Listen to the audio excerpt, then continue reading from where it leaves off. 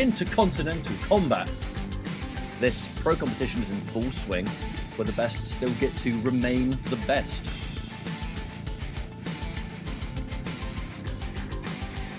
The way that Pro Comp has gone so far, it has actually been a rather mixed bag of results. There's definitely been some surprise players, I think. And again, it kind of stems from being able to see them grow throughout the course of a year. I think one of them definitely is Val, a real Sindel master, the specialist. Another Russian player is currently rocking. He's playing out of his mind. He's improving a lot. Like, everything he's doing is so difficult. To get a turn back guaranteed, and another hit misses the end, but who cares? Look at the life difference. Ow! Swazi, he's been in the grand finals twice already. He's really strong, really impressive to see how good he's gotten really fast. He's a player from New Zealand. He's a young kid, but he's also super good. I mean, I played him like maybe 6 months ago, and I feel like we were equal, but since then he's just really leveled up. 8 seconds on the clock. Swazi's in huge trouble. I don't think he's gonna get it at this point. Swazi just backdashes, and why not? The Hail Mary fatal blow doesn't matter. Being a little bit of a biased UK fan is Raichu TQ, formerly known as Josh TQ, going away from being exclusively an Aron Black player. He has got into this realm of playing, Scarlet, Sindel. My brother's just amazing at the game. It's something that you can only dream of, in terms of competing. Like my brother alongside me winning tournaments first and second. Now in MK11, we really discovered a new talent, players like Wasim, him and Faisal Kombat. The community has always been so insanely community tournament and exhibition focused. It's just taught them how to, deal with competitive environments. With EU, there's a lot of names that you've never seen before, and they just bang 3-0, upset, you're out of the tournament. This region, there are a lot of amazing players that put up a very good competition to top level players. Sometimes we do team battles between our region and other regions. We really win every time. If I take all these players and take them with me to offline tournaments, I'm sure they will all do well. We've been locked down in OC for a bit, so we're only playing OC players. I feel like it's a strong region, but it's just way smaller. They've always put their passion into the game. The scene's putting in the work and they're catching up. Here we are, they opened the customs. The level of play that we're seeing in the game right now with customs has really evolved pretty quickly as well. I think every character has benefited from being able to kind of take whatever move they want. Because the variation system meant that characters had weaknesses. Use a couple of key abilities together, really improve them. It's a good time to try new characters, to try new variations. And I think customs just makes it so that characters don't have weaknesses. Tournaments are the best place to be in the world, as far as I'm concerned.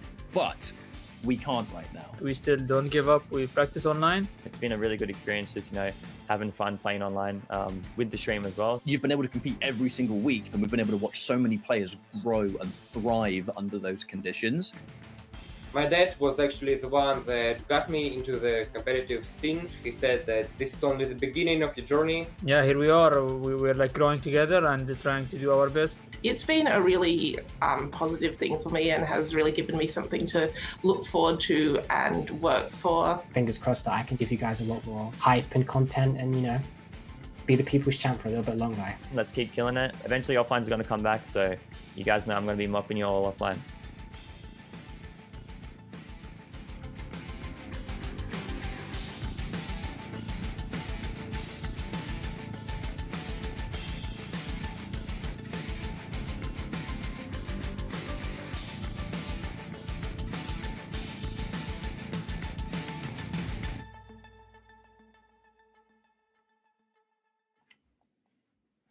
Now, a lot of those players that we can see in those standings are present in today's EU West bracket. So welcome, everyone. Hopefully you grabbed a snack or lunch or dinner, in my case, definitely. This is the latest week of our Intercontinental Combat EU West.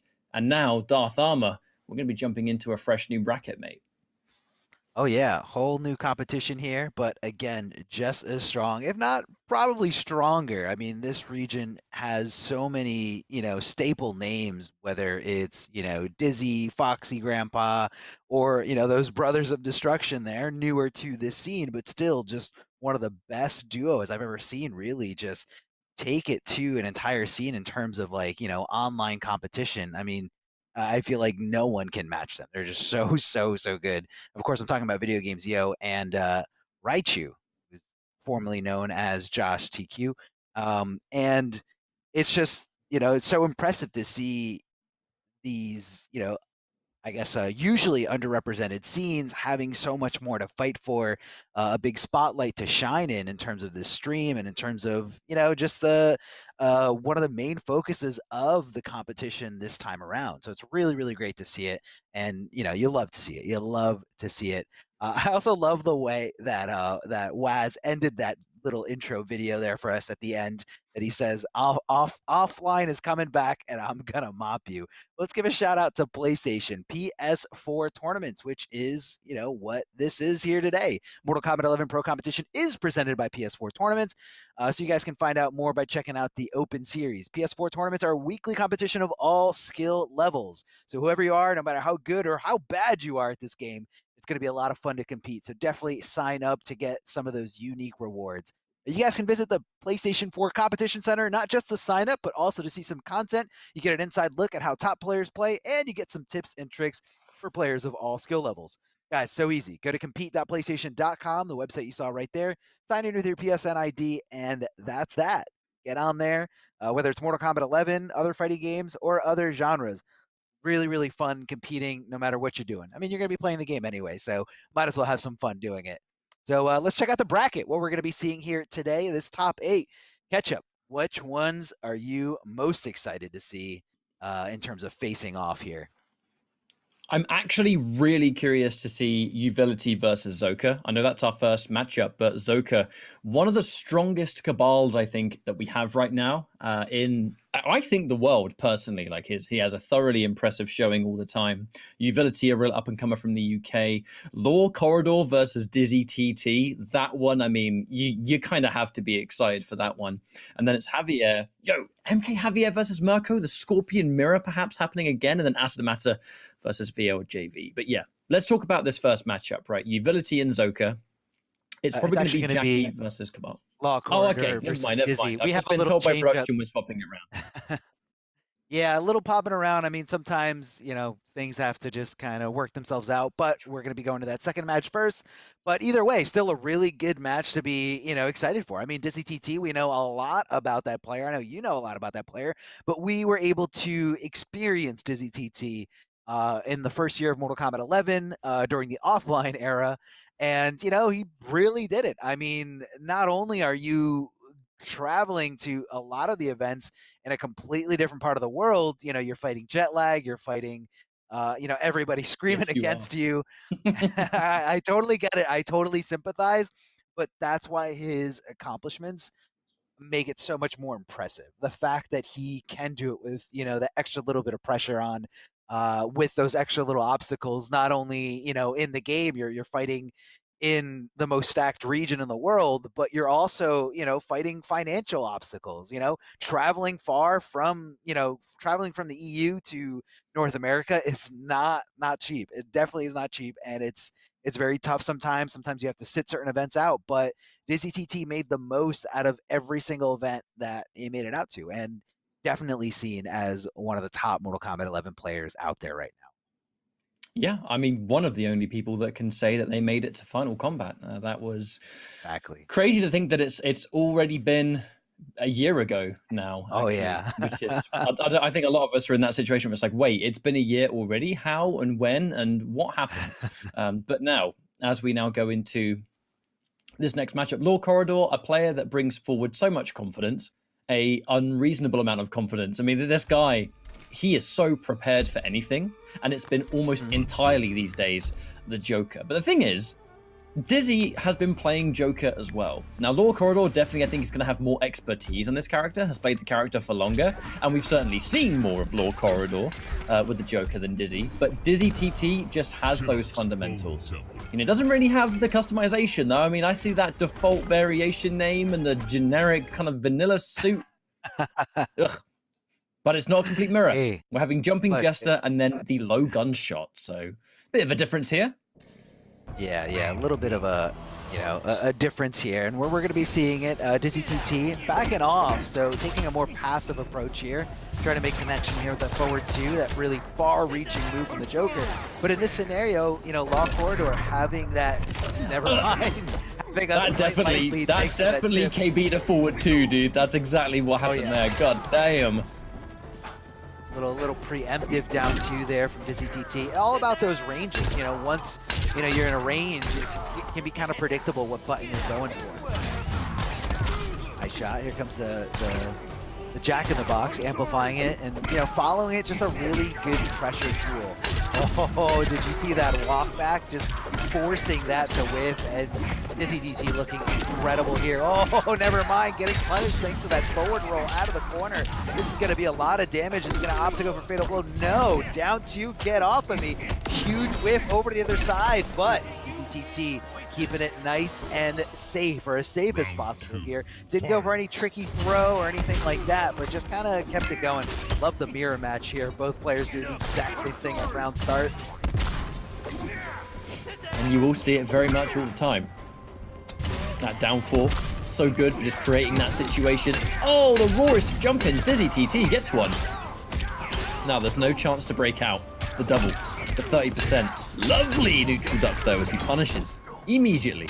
And a good chunky bit of damage. Oh no, the tick that gets you punished. Oh, the drop. A lot of recovery there on that grab. Okay. Trying to challenge something there, holding on a Fatal Blow, and unfortunately for Law Corridor, that is very, very punishable. Dizzy TT with that long range of the Joker, probably his best asset, those normal moves. So quick, recover pretty fast, and, they just have everything. They have the range, and it's really tough to contest Joker in a lot of situations, and, it just hurts a little bit more that you're, that this is a mirror match, and, not to downplay Dizzy. Dizzy TT is an incredible player and definitely capable of picking up any character. We've seen it throughout the whole season. Has to be said though, not the same level of, I think, clean play from Law Corridor that we're used to.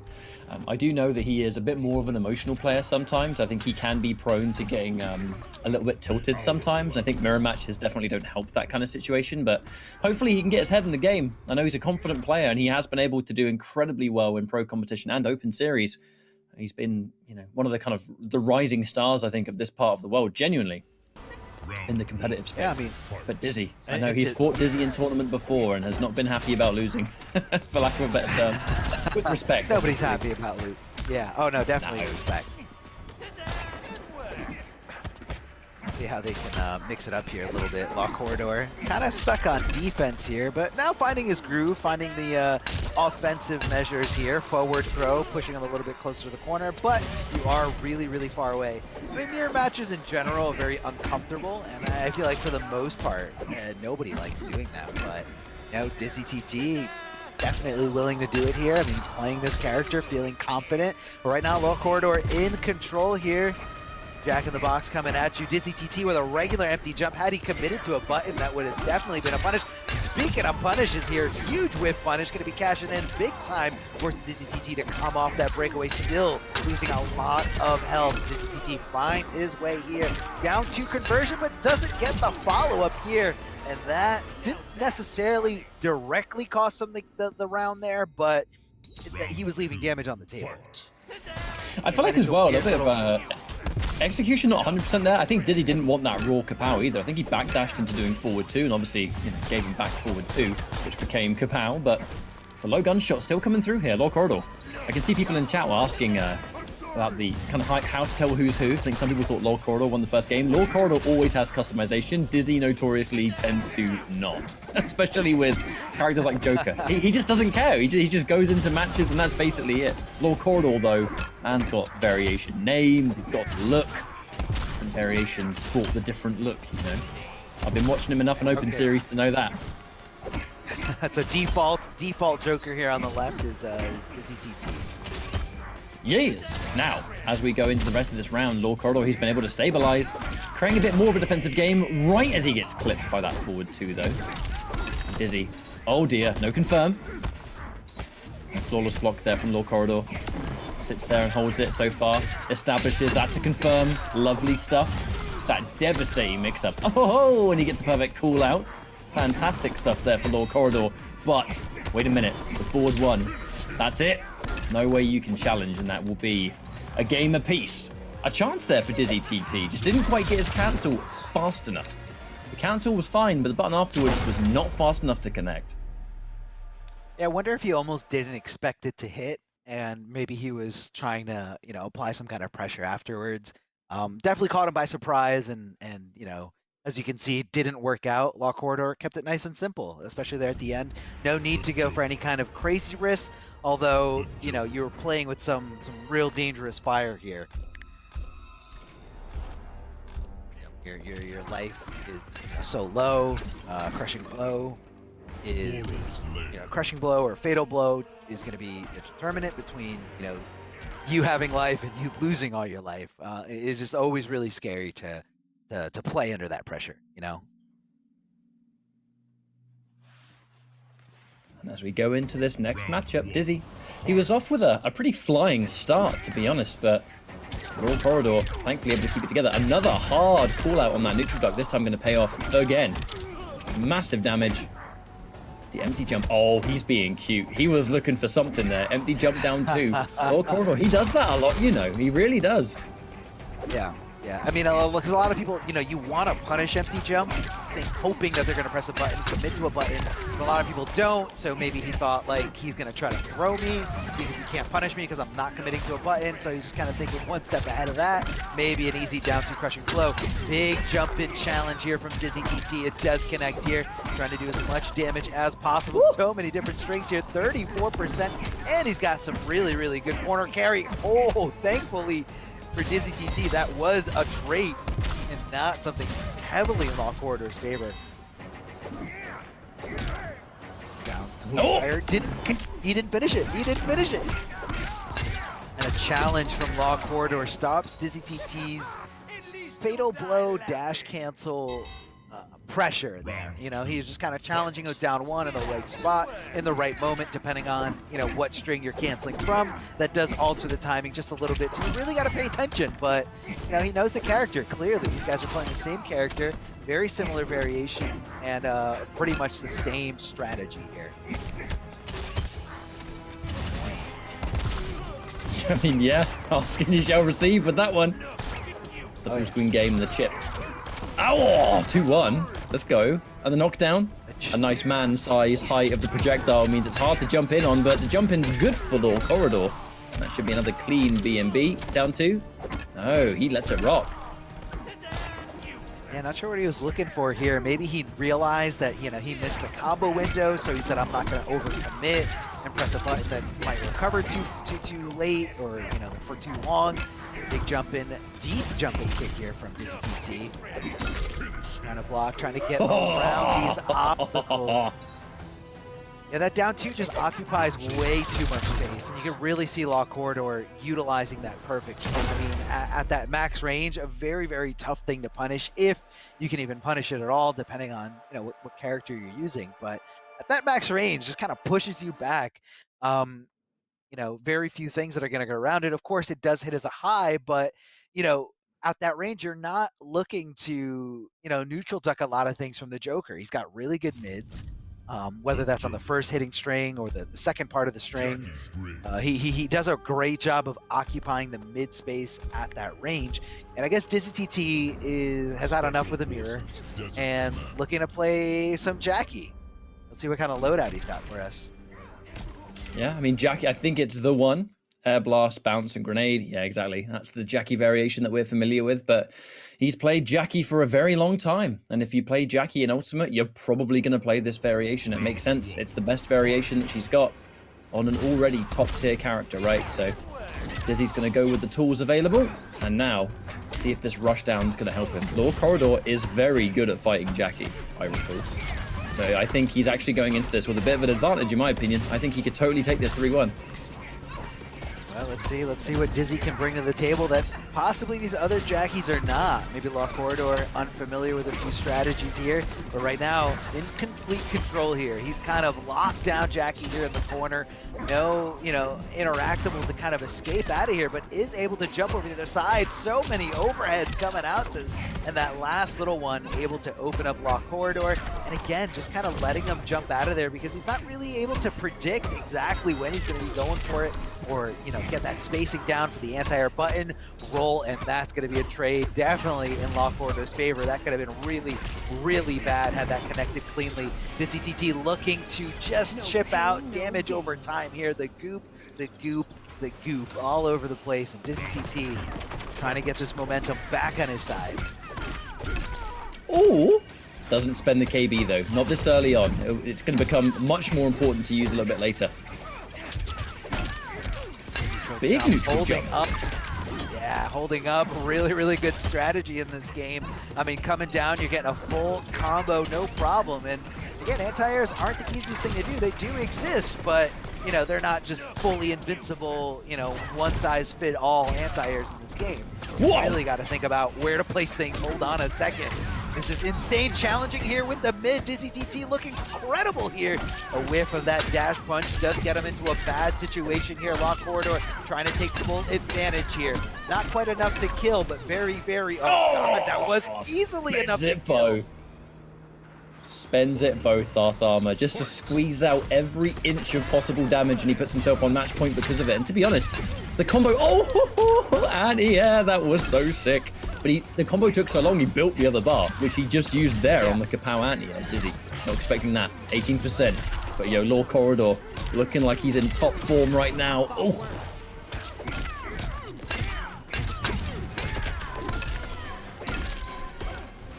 There's that double down too, just to try and stop it.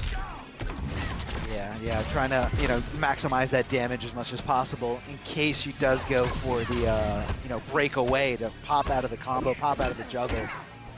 Good block of the overhead. Dizzy TT reacting to it accordingly here, applying some pressure. Here it comes. And Law Corridor just holding on the block for dear life, and that was a missed opportunity there. That down two did whiff. It is very fast and recovers pretty quickly, but no way that wasn't an opportunity there for Law Corridor. There he is, the challenge, the stand 1-2. Yeah, beautiful little fatal blow here, just stabbing her everywhere you don't want to be stabbed. And this is definitely the bloodiest fatal blow here. You can really see it as it just overtakes the camera. Oh, oh man, why is this necessary? Why? Oh, it's what Law Corridor does. So I was thoroughly expecting it. Law Corridor does it after every set. Once upon a time, if he feels like it, he'll do it after every game. And sometimes he mercies every game, but I don't think he will today. But he gets that win over Dizzy TT, which is a great situation for him now. Winners finals, that Joker coming forward, and I think I've always really liked the way he's been approaching Kapow, because when Ultimate first happened, he wasn't really using it. He was using, I think his original variation was Leap, Low Shot, and Jumping Jester. But he's very kind of piece by piece started to go towards Kapow just because of the damage that it brings. And it kind of just lets you brawl, right? No matter what the character. And he's really good at playing that matchup anyway. As we could clearly see, even down to that anti-air Kapow from like max leap range. It was great stuff. And he'll be moving on. Yeah. Well deserved, I think. Definitely well deserved. I mean, especially if you look at that first game, like I feel like Dizzy was just like in complete control, and he kind of, and I don't know if that was Law Corridor maybe being a little unsure of himself, because it is very startling when you're playing, not only when you're playing a high level player, but when that high level player decides to go to the character that you main. It kind of throws you for a little bit of a whirlwind there. Like it's something you're not expecting, and there's so many instances where you just kind of doubt yourself. But Law Corridor was able to just power through that, and I'm really, really impressed. And he didn't even shake when that Jackie came at him, and it could have been, like you said, Ketchup, part of his experience. He knows how to deal with Jackie. He wasn't shooken at all. Knew exactly how to handle that character, and because of that, Law Corridor is going to be finding himself in the winners finals. Guaranteed top 3 for today's tournament, securing those points, securing that extra step to getting into the regional finals, and that's where it's really, really going to be on the line in terms of, you know, money, and you know, that's the do or die moment for all these. So let's So we're again, going you to guys want to. Sorry, there's a bit of a delay here between us, so sometimes I accidentally, when you do these online shows, you kind of use all kinds of different equipment, and sometimes it just comes through a little bit late. But on that note, anyway, we're going into our next matchup, and while we wait for it, let's have a talk about what the Pro Competition's all about. It has the 3 different leagues: Liga Latina, North America, and Intercontinental. You can see all the sub-regions split within it on the screen in front of you, and then it's forever ongoing so far. You know, we've kind of hit a kind of halfway point, if you will, and there's plenty more Mortal Kombat where that came from, by all means. But the top 8 of Intercontinental, top 16 of NA, and then top 8 of Liga Latina. Really excited to see what happens there. Liga Latina itself has been an interesting storyline because we've seen a bunch of players from the Mexico community really kind of make their presence known in Open Series, and now here they are in Liga Latina, absolutely smashing it. And, you know, we get to see the same fan favorites in North America and EU, but I'm really always happy to check out what Liga Latina brings to the table. Highly, highly underrated talent is South America. Yeah, it definitely is. And, you know, it's very tough to, you know, get to all the events, you know, in a regular world where offline is a thing, you know, you got to wonder how many undiscovered talents there are all over the world, you know, not just in these regions, but like any regions, literally anywhere. We've seen it in other fighting games where players just kind of come out of regions with like little to no offline support. And, you know, because of the era that we live in, the tools that are accessible to pretty much anybody, like even looking back at like Tekken Master's debut at EVO during MKX, like nobody saw that coming. I mean, people knew Tekken Master was really good, but again, just kind of showed a lot of people. I saw it coming, but nobody listened. Darth Armor. That's what happened there. Europe tried to warn them. They tried to warn them, and no one heeded our warning. And then Tekken Master destroyed everyone. Oh, Zoka versus Utility. We got that Cabal versus Jackie. Now, Zoka is a Cabal player that has been well known for being a complete specialist of the character. It's not kind of just the air dash and combo. He can obviously play that variation, but he has a lot of other utility for different matchups. But the single hits, the dash cancel and the hook grab and the low, it gives him mixed potential everywhere and a lot of plus frames.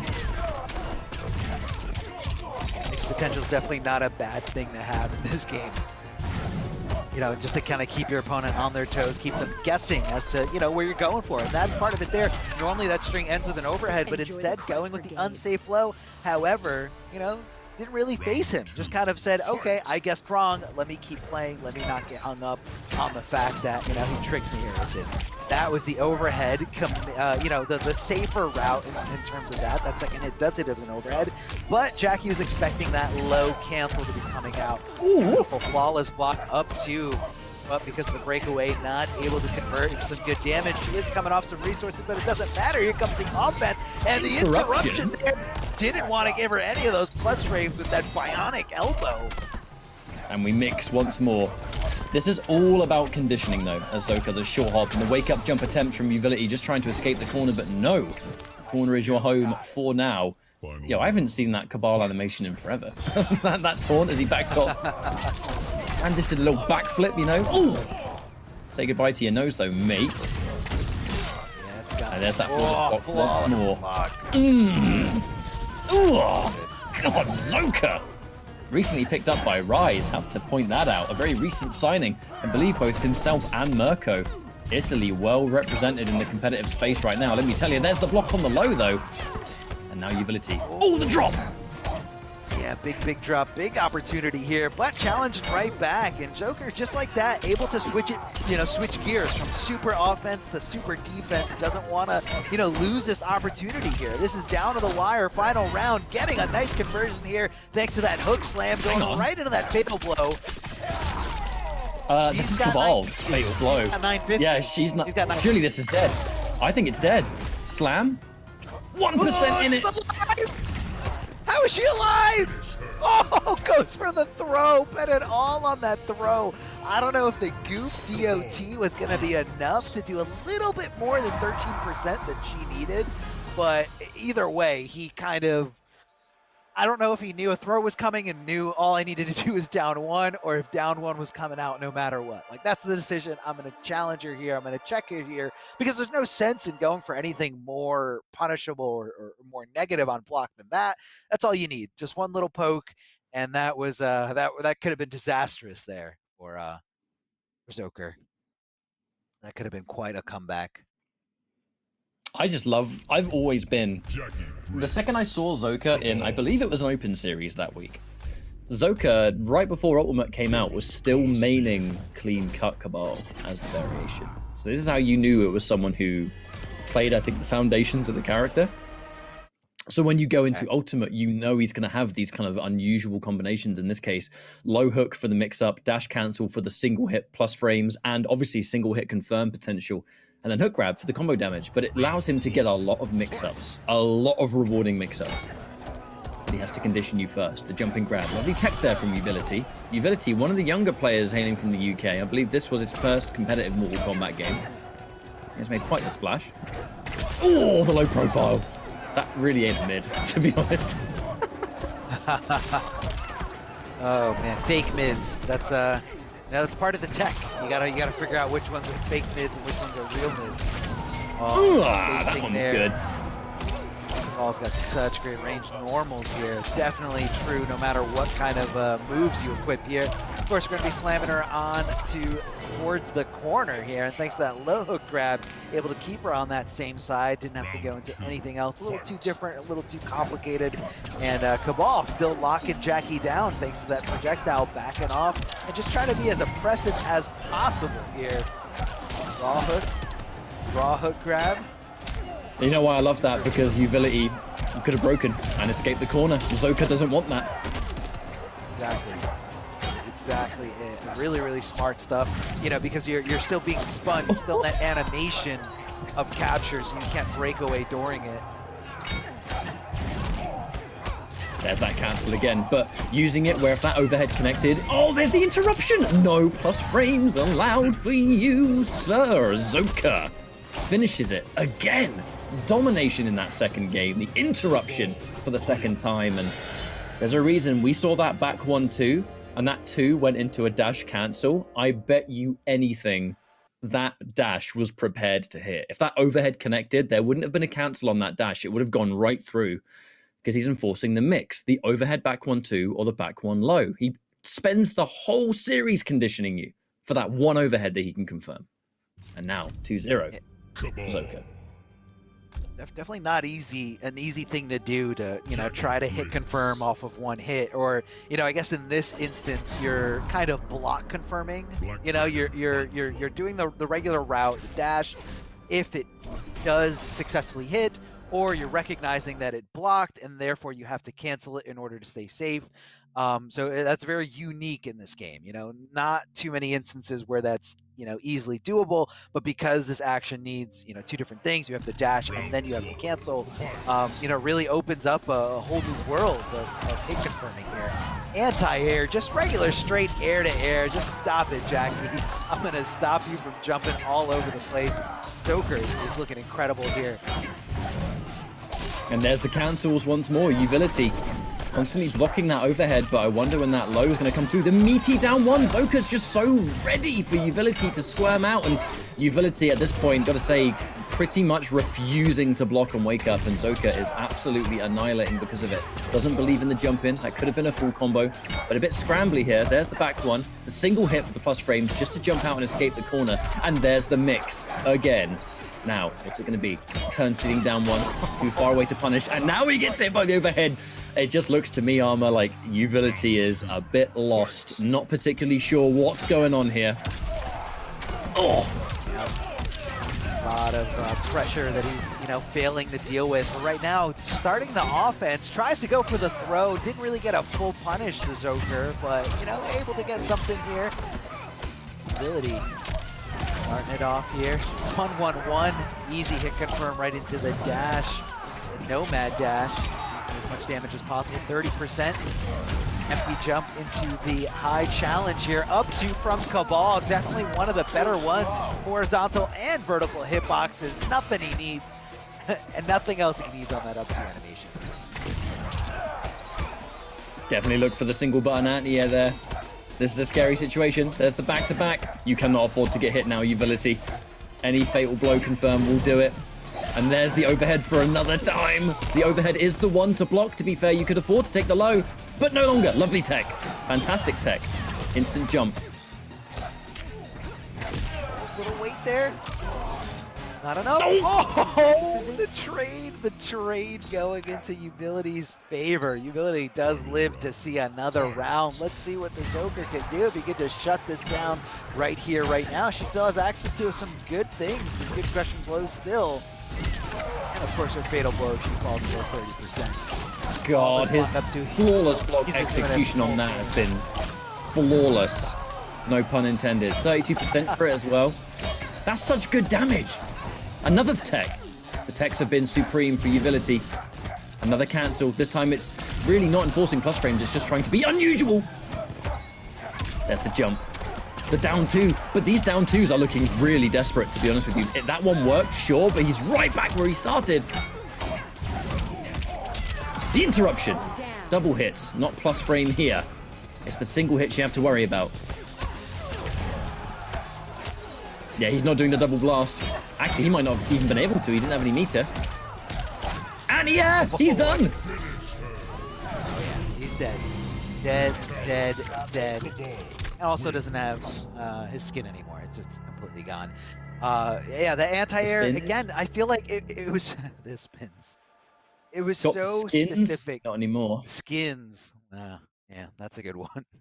The anti-air approach is so different depending on where you are, and that's kind of what's a little bit different about this game. The anti-airs you have to kind of place in the right spot, or depending on where you are, how far your opponent is, and what jump-ins they have access to. Like, you can't just apply one thing and it's fully invincible and it's going to work every single time. So it kind of just takes a little bit of practice and fine tuning in terms of like hitting consistently there. But we saw Joker being able to just deal with that Jackie jump in, deal with it with a lot of different tools, either whether it was down one, stand one, or down three, depending on, again, the situation.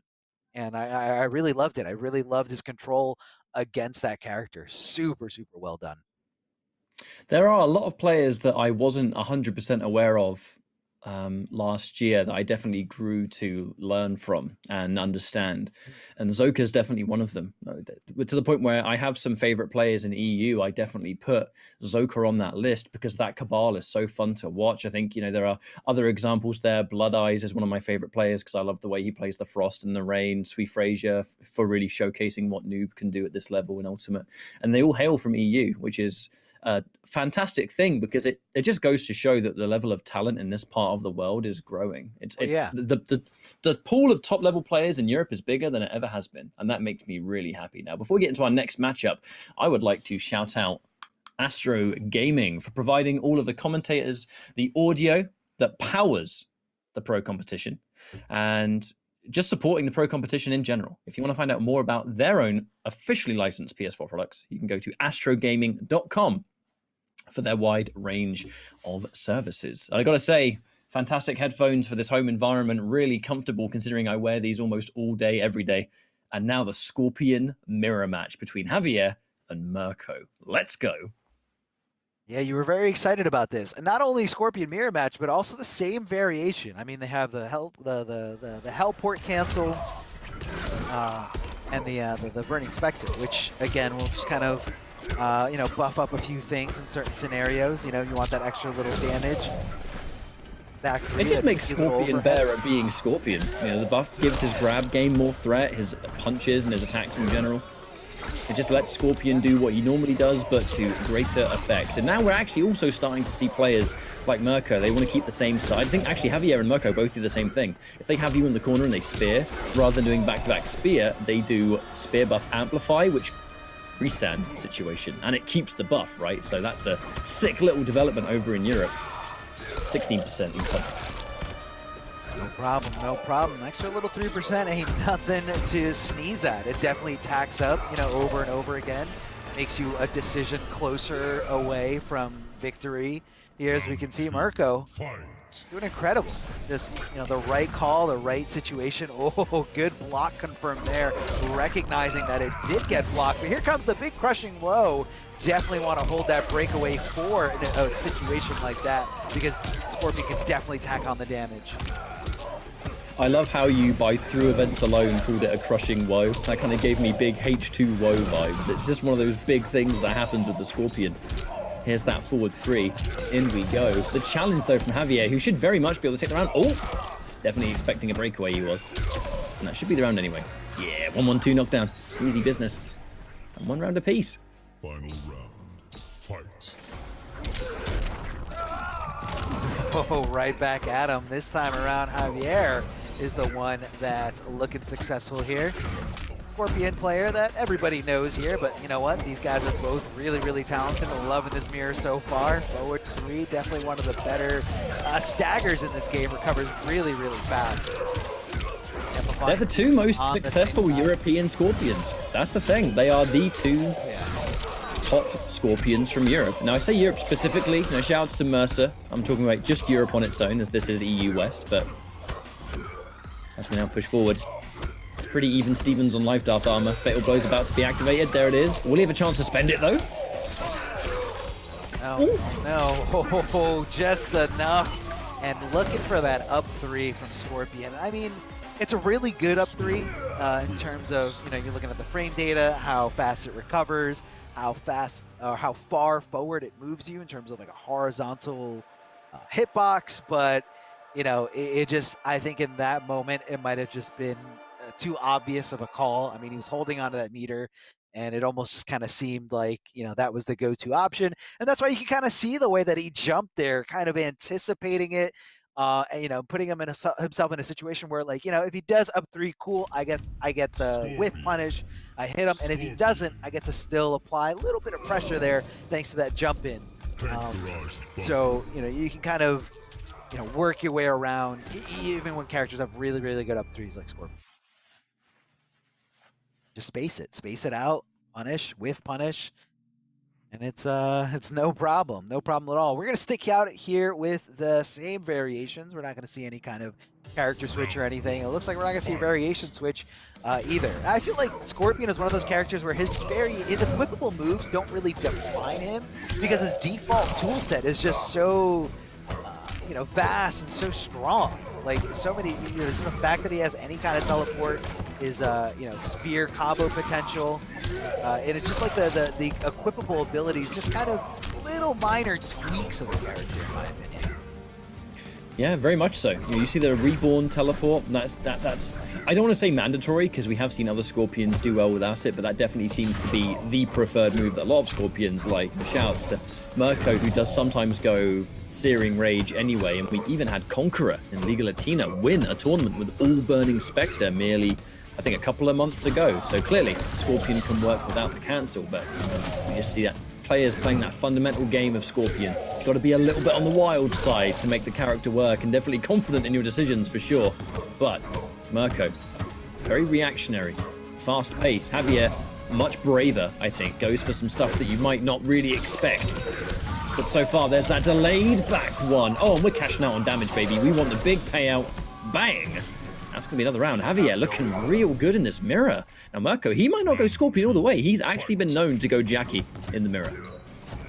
Well, you can't see it. Again, a mirror match is a very uncomfortable situation for a lot of players. So, you know, I can see someone who's not as confident going out here. Right now, this is not the look of confidence. Merco getting worked here by Javier.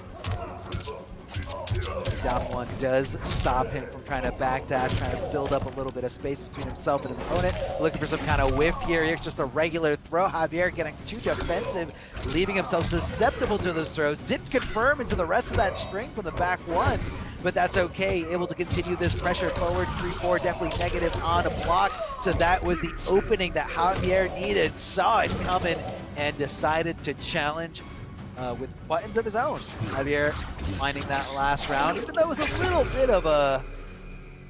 bit of a back and forth, definitely not one-sided. Javier looks to be in full control here.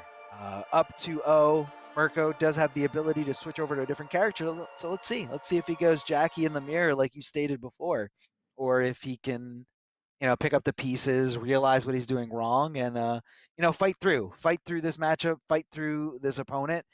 This is a scary time. A scary time. You're at the top 8. A lot of good players here. Sticking with the Scorpion this time. Hang on a minute. I think this is the Sinblade variation, if I recognize his customization. Let's see it. Yeah, look. Merco is one of the players that has a different uniform for a different variation, so you can kind of recognize it before you've even seen it come up. So he has Sinblade. I do wonder, mustn't be seeing the Burning Spear give him as much, I think, utility as he's looking for in this particular matchup. We'll see if Sinblade can somewhat change things here. Ooh, raw spear out of nowhere. And start things off Sinblade is the neutral jump punch from MKX, right? Yeah, yes. And it's got gigantic reach. It's got big reach. It can be used meaty after a breakaway for plus frames. It gives him some other combo paths. Mostly teleport, obviously you can get Sinblade combos, but also full screen spear crushing blow. You actually have time to do a forward dash and then a neutral jump Sinblade, and you can still combo it. So you haven't got to use your amplified spear to damage off the KB. So Sinblade has its fair few uses actually. Okay, let's do a forward throw here. Gonna have some great Oki on this opportunity right next to his opponent. Goes to the delay wake up and kind of just committed to regular, non-delay wake up. Back three does open him up. It does hit as an overhead. You got to watch out for that. A little tricky, a little slow, but definitely a nice wrench to kind of throw in there to keep your opponent constantly guessing. Regular port cancel into the back throw. As you can see, Javier a little too overconfident in his block button, overconfident in that defense. That's going to be a punishable string. You don't want to let that rock, but because he wasn't close enough to make contact, he wasn't able to cancel that into a teleport that he could cancel again. Always looking to buffer Scorpion players, and they do that back too. And if it comes out and it whiffs, you are toast. That second hit is so unsafe. Oh, wow! My man counter hope to the down 2. And you know what? They trade. In this case, it's going to benefit Javier, who ends in spear for the side switch. Keep Merco in the corner, and the stagger puts him onto a match point. Now, Merco, if he loses this 3-0, I've got to say, I've never seen him lose the Scorpion Mirror in such a fashion. He's normally a kind of player you would actually bank on being the one you would bet on winning this. But Javier, has been going from strength to strength recently. The Battle of Spain versus Italy, absolutely. Uh-oh, the break has been used. Armor. Ooh! Watch your chin. Yeah, not sure why he didn't opt to go for the crushing blow there. Could have been a lot of damage, and we are in a final round situation. I believe he hasn't used it yet. So, it could have been one of those things that just kind of caught him by surprise. Maybe didn't expect it to hit. Swinging and canceling, no problem. And that's going to, you don't want to whiff against Scorpion. It doesn't matter how far away he is. It doesn't matter if he's in the air. Do not whiff against this character because he's one teleport away from really making it hurt. That was super unsafe. That was Do you remember what I told you? Javier is known for being a lot more just guttural with decisions. Oh no, that's the first opening he needs here. He could make this comeback. Literally just 20% away. There goes. Oh man, that does not feel good. That does not feel good. Javier with the incredible comeback. A very bold read there and able to finish it out with the interactable tick throw. The Scorpions trying to fight over who got the teddy bear in this case. It will be MK Javier, who, gotta say, that was an impressive showing and a half. The Scorpion just continuing to look better and better, and a great way to cement yourself in today's bracket. Taking out Merco is no easy feat. This is a player that's been going on a rampage in Open Series. He, I believe, before going into this, was top 3 still in the worldwide standings. I say worldwide standings, the EU West standings for Intercontinental. So Merco, no slouch, and Javier having one hell of a result in his first top 8 match of the day. This was loser's bracket too. Merco, he's out. We'll be seeing him next time, no doubt, but that will be where things end for him and progress for Javier. And as we now go into our next matchup. Oh, okay. Hang on a minute. So we've just quickly checked a we've currently just checked over the admin chat, and unfortunately, I do need to be the bearer of some bad news. Asadamata seems to be having some internet troubles, which are just not able to be fixed right now. And that means that he will have to be DQ'd from today's bracket purely because he is not in a position where he can play, and there's no way it can be fixed within the bracket today. So apologies, Asadamata. Sorry, mate. It really sucks to hear, but I'm sure we'll see you again, as we always do. But he will not be present in today's tournament. On that note, then, we're going to go for a break and set up our next round of games. Sorry for that, folks, but we'll be back in a few minutes for the rest of today's bracket.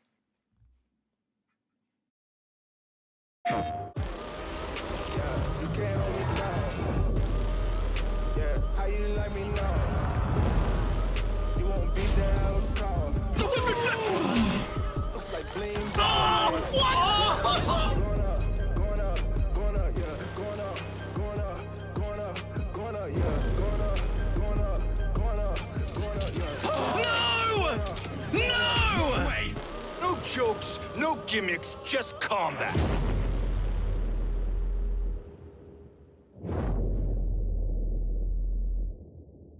PlayStation.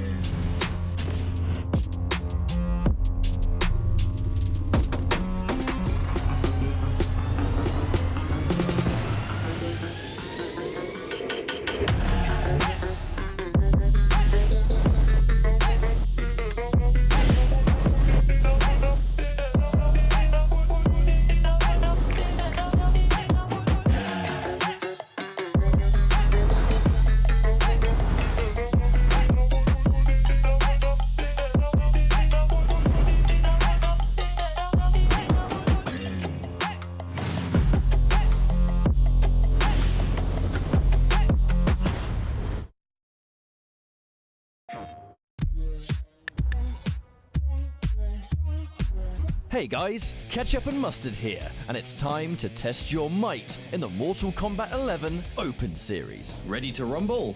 Power on your PlayStation and head to the Events app, filter by type, and select a convenient date and time. Boot up MK11 and locate the PS4 Tournaments menu option.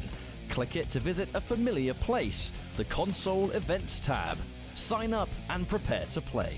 Once registered, you can view your tournament details and check-in time. A notification will remind you to tighten your black belt and get over here for your match. Continue combat in the open qualifiers to close in on the competition. Thank you for watching, and we'll see you in the tournaments.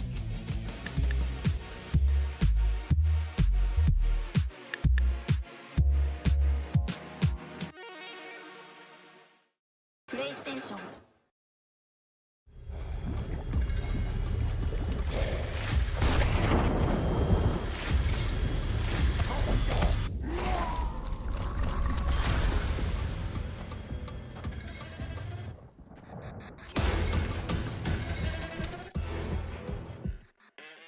Who are you?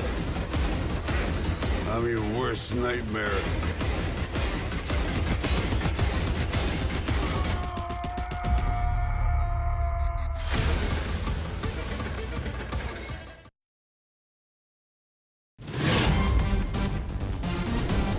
Any ring I step into is mine.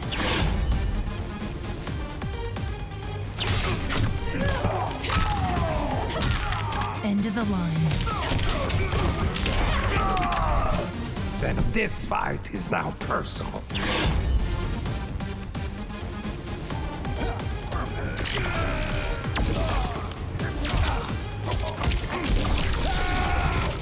It is exhausting being so perfect.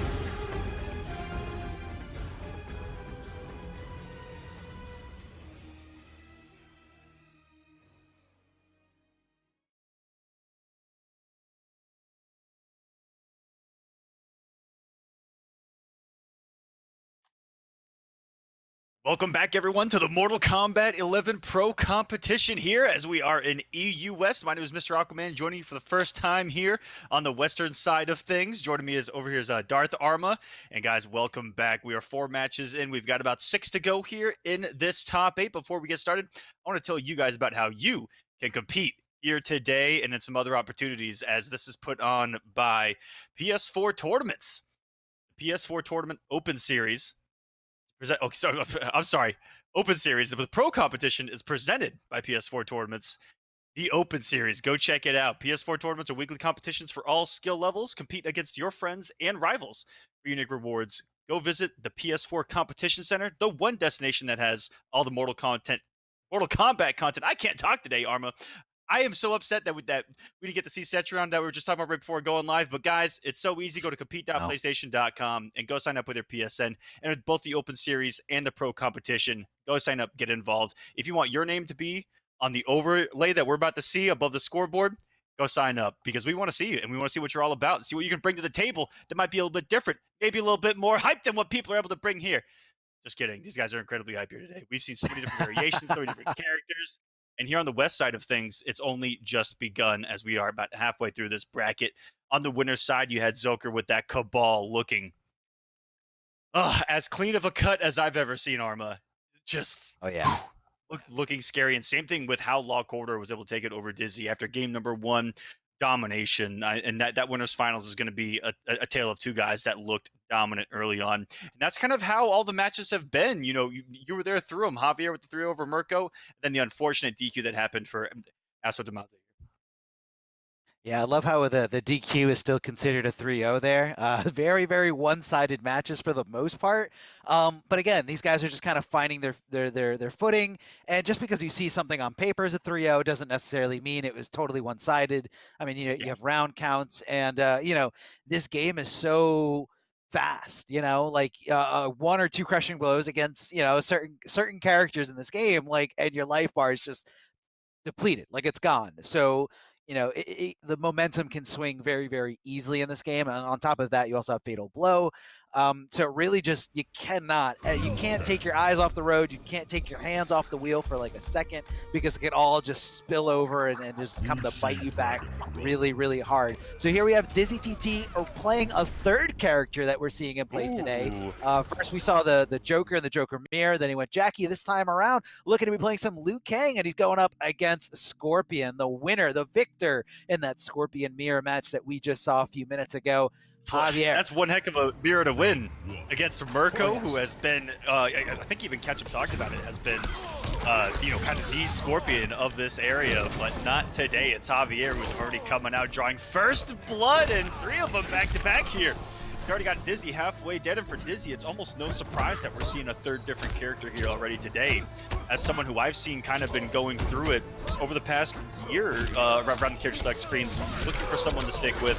So far, he's been trying to kind of play around everyone at the top competitively, and it's been working for him here recently. Let's see if he can turn this tournament around. And for Javier, he started off the way that he has played that last game. Okay. Going right into... Yeah, when you see those flames going up, that means he's got access to those special moves there, the little teleports that you're going to be seeing as a low, as a mid, as an overhead. So you got to watch out, be extra careful. He just did it. He just did it. He was like, I'm so tired of you trying to just bully me in this corner. I'm just going to super unsafe on block raw Fatal Blow, and it worked.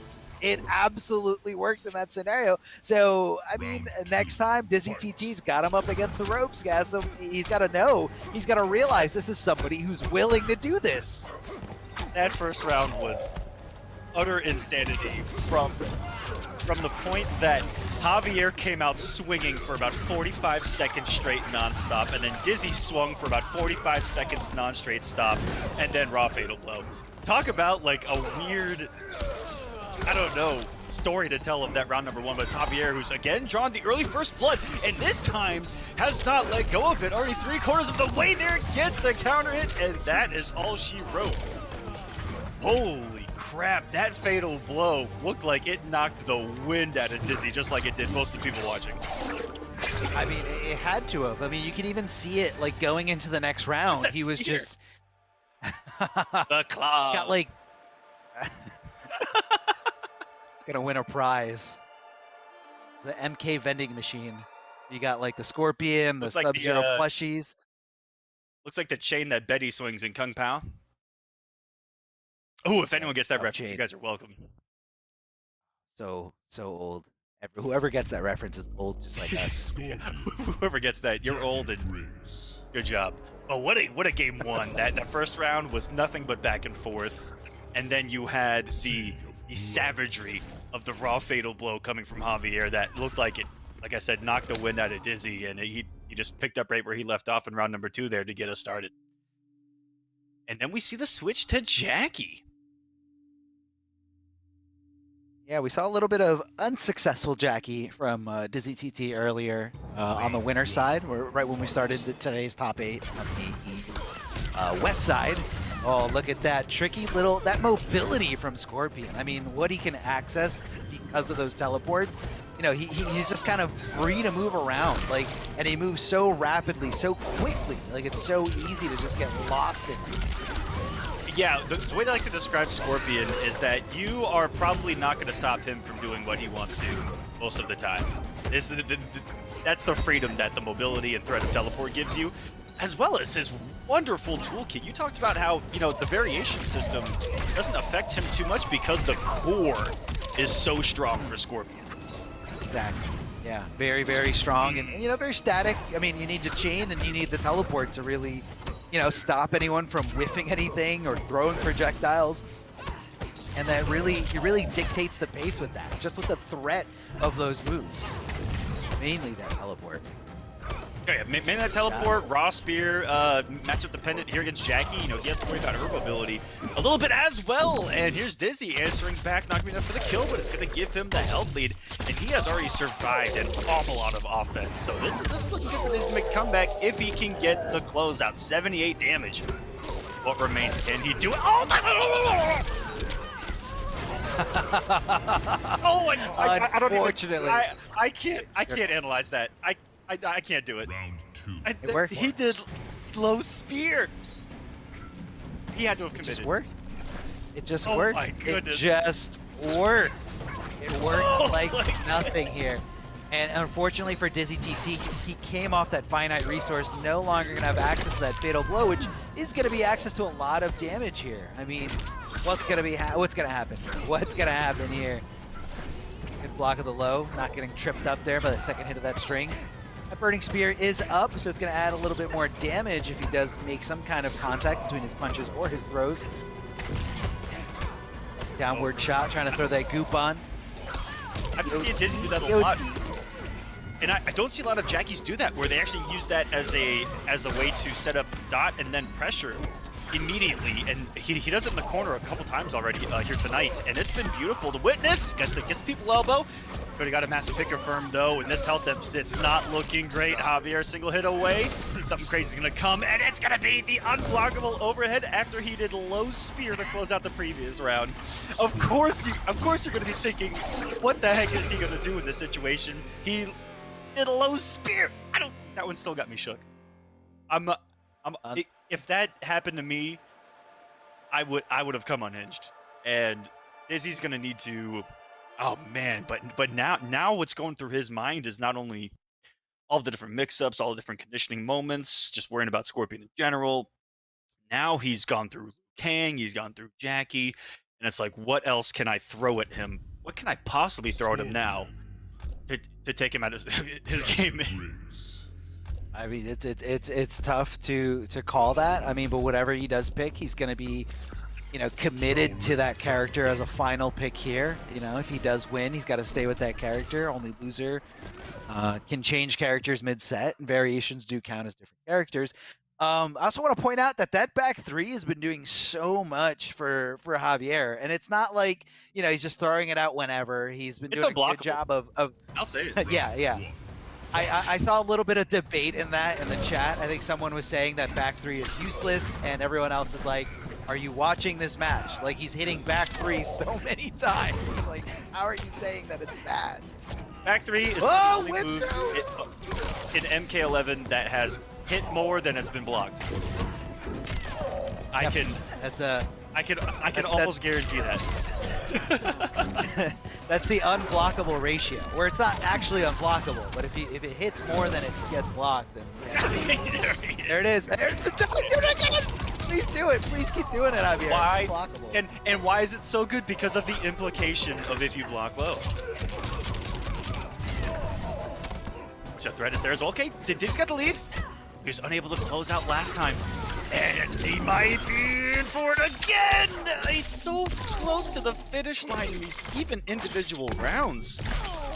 And this is going to be the biggest hole to try to come out of. And this is Javier, who's coming off of a huge victory. That mirror against Merco, you know he's got to be feeling himself after that. That's a big win. Super feeling himself. I can see it here in the gameplay. Another one. And, you know, just in the fact, yeah, another one. We need a back three counter for the next time Javier plays on screen. It just needs to tack up every time so we can, you know, just make sure it's unblockable, because it is unblockable. Lada's just swinging here, staying on top. Javier lost a lot of damage there thanks to the DOT, and you know, it's kind of one of those things where you can't panic when you're on top of it. I think he's been doing a really good job of managing it. Good block confirmed there, canceling out of the teleport, trying to stay as safe as possible, canceling again. Javier is moving like a machine right now, all over the place. So, just mechanical, so calculated. I love this here. Dizzy TT looking for the hit. Is he gonna go to Fatal Blow? No. Looking for the follow-up here. Clips the low, giving Javier a little taste of his own medicine here. The low hit confirm right into that fatal blow. Dizzy TT gonna be tying it up one round apiece. He's looking to make this reverse 3-0 comeback. Is this the start of it? Is this where it all goes downhill for Javier, or is Javier gonna pull himself out of the mud and stop this momentum train right in its tracks? He's able to do it right there, and if he didn't commit to the normal, that little down 4, he actually could have got a punish on that. He was close enough. 4-2, here we go. Going to the corner, he gets the crushing blow anyway. You're gonna see the damage add on here at the end. There it goes. A little bit of visual trickery there as he has a hefty health lead now, and all of a sudden, Dizzy has come to life. It did take finally getting one round on the board. But never say never for Javier, who starts this potential comeback off with a little bit of bleed, and you really don't want to hit twice, because now it's going to look even more deadly. Already halfway dead. The short hops have been up. Every single overhead is unblockable. It is. Oh no. Official. Oh my goodness. The ship? Oh no. That was a moment Dizzy saw that he blocked the really high jump kick, which meant that it was going to have, on paper, some negative frames to it, and it could have been Dizzy's turn right there, but he froze up a little bit and allowed him to jump once more. Coming down to something really minute like that, not too crazy, but it did take a long while for Dizzy to what looked like wake up a little bit. And for Javier, it was a couple of really crazy but beautiful decisions because they worked. Because they worked. That's a big emphasis there. There's an asterisk. Yeah, there's an asterisk where stuff looks really good when it hits, but it looks really bad when it doesn't hit. Let that be. Hey man, that'd be a lesson to everyone watching this at home. High risk, high reward. Okay, high risk, high reward. Baby. That's the definition of it right there. Also, I mean, I was gonna say, can we talk about how back 3 is completely unblockable and no one's seeing it coming? I mean, what's the deal there? You know, how does someone look at that move and say, like, this is a useless move? This move sucks. It doesn't work. And like, it's not even punishable. No. Like even if you do block it. Anyways, let me not upplay Scorpion too. Let me not upplay Scorpion too much over here. Yeah. I love my guy, but that was wonderful play by Javier there. That was awesome. Yeah, let's stop the Scorpion upplay and let's actually upplay the merchandise that you see myself and Mr. Aquaman wearing right here on the stream. Yeah. This quality is so good and accessible to almost anybody. Guys, all you got to do, hit up Amazon.com/Mortal Kombat. A lot of different styles on there, different colors. Look, Scorpion, he's so good. He has his own shirt. There you go, right, Scorpion right there. If you guys are a fan of Javier and are a big fan of the unblockable back 3, you can just rep your realm right there. Pro Competition Scorpion. There's also Melina, Sub-Zero, Raiden, and a few other characters. And if you guys want to find out what else is there accessible in that merch store, I'm telling you, this slide does not do it justice. They got hoodies, they got long sleeve shirts, tank tops, all different styles, all different colors. Definitely check it out. Amazon.com/Mortal Kombat. Get yourself some merch and help represent, not just this community, but also help support, this whole pro competition as a whole. And we will love you for it. We will absolutely love you for it. Mr. Aquaman, why don't we talk about Astro a little bit? Absolutely. Astro Gaming. I've got some Astros on right now. So does Arma. Astro Gaming, the official audio partner of the Mortal Kombat 11 Pro Competition. All of our audio is powered by Astro for the entirety of the season. Go visit astrogaming.com to find out more information on all of their officially licensed PlayStation audio products. Go check them out, guys. astrogaming.com. You see it everywhere. You see it at every offline. All those stations got some Astro gear. Go check them out. They've been supporting the FGC for a long time, and I love supporting them back. Go check them out. We got another match coming up. This mix amp, I'm just going to add a little bit to Astro. This mix amp is just a game changer. So easy to change the levels and, what you want to hear, what you don't want to hear. Just upgrade your setup at home. I mean, it's so good no matter what you need it for. What's our next match, Mr. Aquaman? Or maybe we can get a bracket here for the lovely people at home to see. Should be Utility versus VLJ, if I am correct. Ooh, it is, and I haven't seen VLJ compete in a very long time. I am so excited for this. This was someone that I've watched going back to Mortal Kombat X, and that's how a lot of people know VLJ from the MKX play and entering tournaments long after, like even throughout Injustice 2, and really excited to see him here competing and making a top 8. And here we go. Let's see what he can do against Utility here, who has been trying to get settled, it looks like, in this top 8. Not the most familiar with the setting, but the same could be said for everyone left here on the loser side of the bracket. It's a lot of young and up and coming players. VLJ kind of the vet down there in a weird sense, but that's what this entire top 8 has been.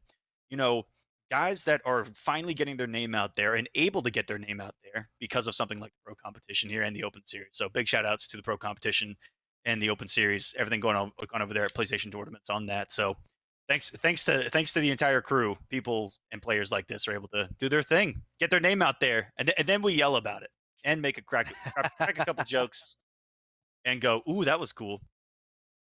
So get in there. What a flattering way to talk about what we do here. I mean, it is really cool to see, all these usually underrepresented regions, especially because, Mortal Kombat, in terms of like all these high level or highly played competitive fighting games, Mortal Kombat is like the only American made one. Therefore, like the scene is mostly focused around the US/North America. And I really love to see Pro Competition just kind of spreading out to the rest of the world and bringing attention, bringing opportunity to, all these other players, these players that want to work hard, get on stream, get their name made out there, get some Twitter clout, like get those fish props. Like, it's all good. And this is what everybody wants to do. Are we seeing a little hidden select game here on the menu? So, dating back, I believe it was it Trilogy or MK4 that had the first hidden select? So it's an old MK thing where you can actually hide your cursor and pick a character without your opponent knowing what character you're picking. That's what these guys are doing right here. Okay, he had to double check where he was on the cursor. Hold on. Maybe he did the secret tech where you go like one space to the left or right, then you check and you're like, okay, I'm in the right spot, and then you move back. So I don't know what these guys are picking. They might not know what these guys are picking. Okay, so I got the chat telling me it was 4. Mortal Kombat 4 was the first hidden cursor. Shout out to the chat that know things. You guys are the goats. Yeah, you guys are awesome. We'd be nothing without you. I learn everything. Yeah.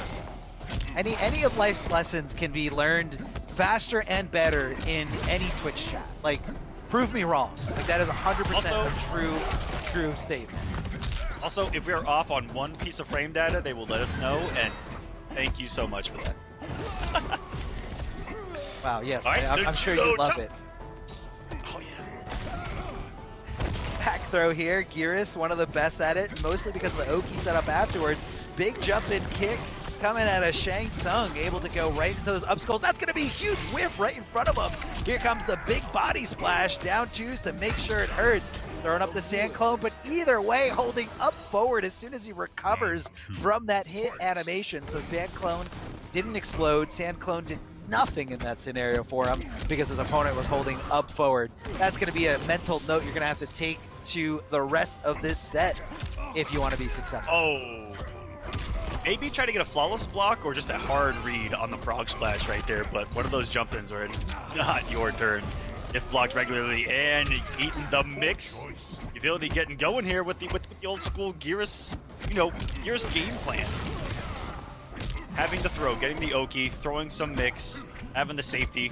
We'll see if we get anything crazy from him. LJ playing this really aggressive as well. Knows that he can't zone an awful lot. One sand trap's gonna close the gap, and a beautiful flawless block. A lot of Shang Tsung's been getting away with that over here. So Utility showing some tech here.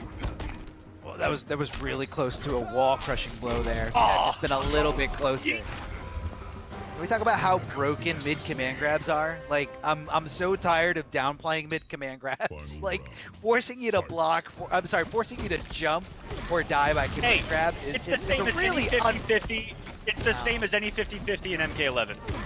No way. If you're right in a 50-50 situation, he gets full like anyone gets full combo punished. Unfair. It's the same as blocking an overhead or a low. It's the same thing. I don't agree. You either get hit by it, or you read it, or you murder him, and you win, or you mess it up and die. But hey. I mean, we all die Stop eventually, blocking. right? Listen, this all goes back to stop blocking that we were talking about earlier. Anyways, I digress. We see beautiful forward 3 here. Ability. Looking so strong. This is a Geras that we don't see a lot competitively at all in any region. Not gonna have the defensive bar to survive that, but he is utilizing the things that make Geras so strong. The forward 3, just forward 3, is a normal that should probably be talked about more. It is a massive mid that is safe, can cause a plus frame, can cause a 0 neutral situation where it no longer becomes your turn. Anti-airs so well. Oh my goodness, and you get so much mileage off of that, and then you mix in the 1-1s off of it. He has a good game plan going, just hasn't been able to establish it so well. When he's gotten the knockdown, VLJ's done a good job of rebuilding that space, and he's also been aggressive himself not to let him breathe. You have 2 situations when you fight a character like Geras that's so good at control. You either give him the space, and he can find a way to use that space against you and control you with it, or you can try to be aggressive, get on him, and don't let him breathe as your answer. And that's what VLJ's kind of done a little bit, is he's been the one to be the aggressor and not just, up close in his face, but full screen. And that's kind of what I've seen him implement. It's been beautiful to watch, but now we're in a completely different territory and a different monsters on the screen. And it's Jacqueline Briggs. Yeah, Jacqueline Briggs able to kind of just super jump from pretty much anywhere on the screen. So she's always just one jump in from all this oppressive offense here. That's going to be a favorable trade there, but never mind. She gets her way in, but a little bit of a drop combo in that scenario. Missed opportunity here, if you will. Forward throw to keep her in the corner, but that's okay. Throwing all caution to the wind, saying, I'm going to hold up forward because it's going to work. Straight trade here, and because of the life deficit, because VLJ had almost no health left, not going to be a favorable situation for him. Oh, big boot there. That high does leave Shang super duper plus, meaning he can move way before his opponent. Flawless block up two. Jackie things, the 1-1 so fast. Even interrupting the interruption. It interrupted the interrupt. Oh, big air-to-air right there. Nothing was active from VLJ. It looked like it made... I couldn't tell if he actually put a jump kick out or not. But either way, meeting what I like to call one of the god kicks of MK11. That 45-degree angle. aerial missile system that is his jump kick, but a big pickup. I believe he's got one more hit away. The defense, and he clipped him with the low. That was so far away. Oh my goodness. I can't believe that hit. He nicked him there with like the little tip of his shoe, that low, reaching out a little bit farther than I honestly anticipated. And, you know, you have a lot of time. Those are, you know, two very slow. That's a very slow string, so you got a lot of time to hit confirm into that fatal blow. But that was incredible. That was incredible. Keeping her down, corpse dropping, not stopping. Wants to keep going. And just stopping her in her tracks, I'm sorry, in the air, exactly where she's trying to approach here. Air-to-air conversion, but Jackie does find the hit. Jackie bringing the hurt here, a whole world of hurt against Shang Tsung's got him in the corner. Down shot, right, and able to challenge. Ooh, that was a physical reaction right there to him seeing that Utility didn't have meter or just knowing on the back of his mind, but either way, good time to press and is wrong this time around into death. Utility good on the board. Character switch. Definitely a good character switch. You know, honestly, I did not see it happen in there with Geras. Whether that was just because, you know, he was failing to get, you know, Shang to sit still during, you know, certain scenarios, you know, when he wanted him when he wanted to condition him into blocking. But of course, I'm seeing a lot more success here with Jackie. This Jackie is looking great.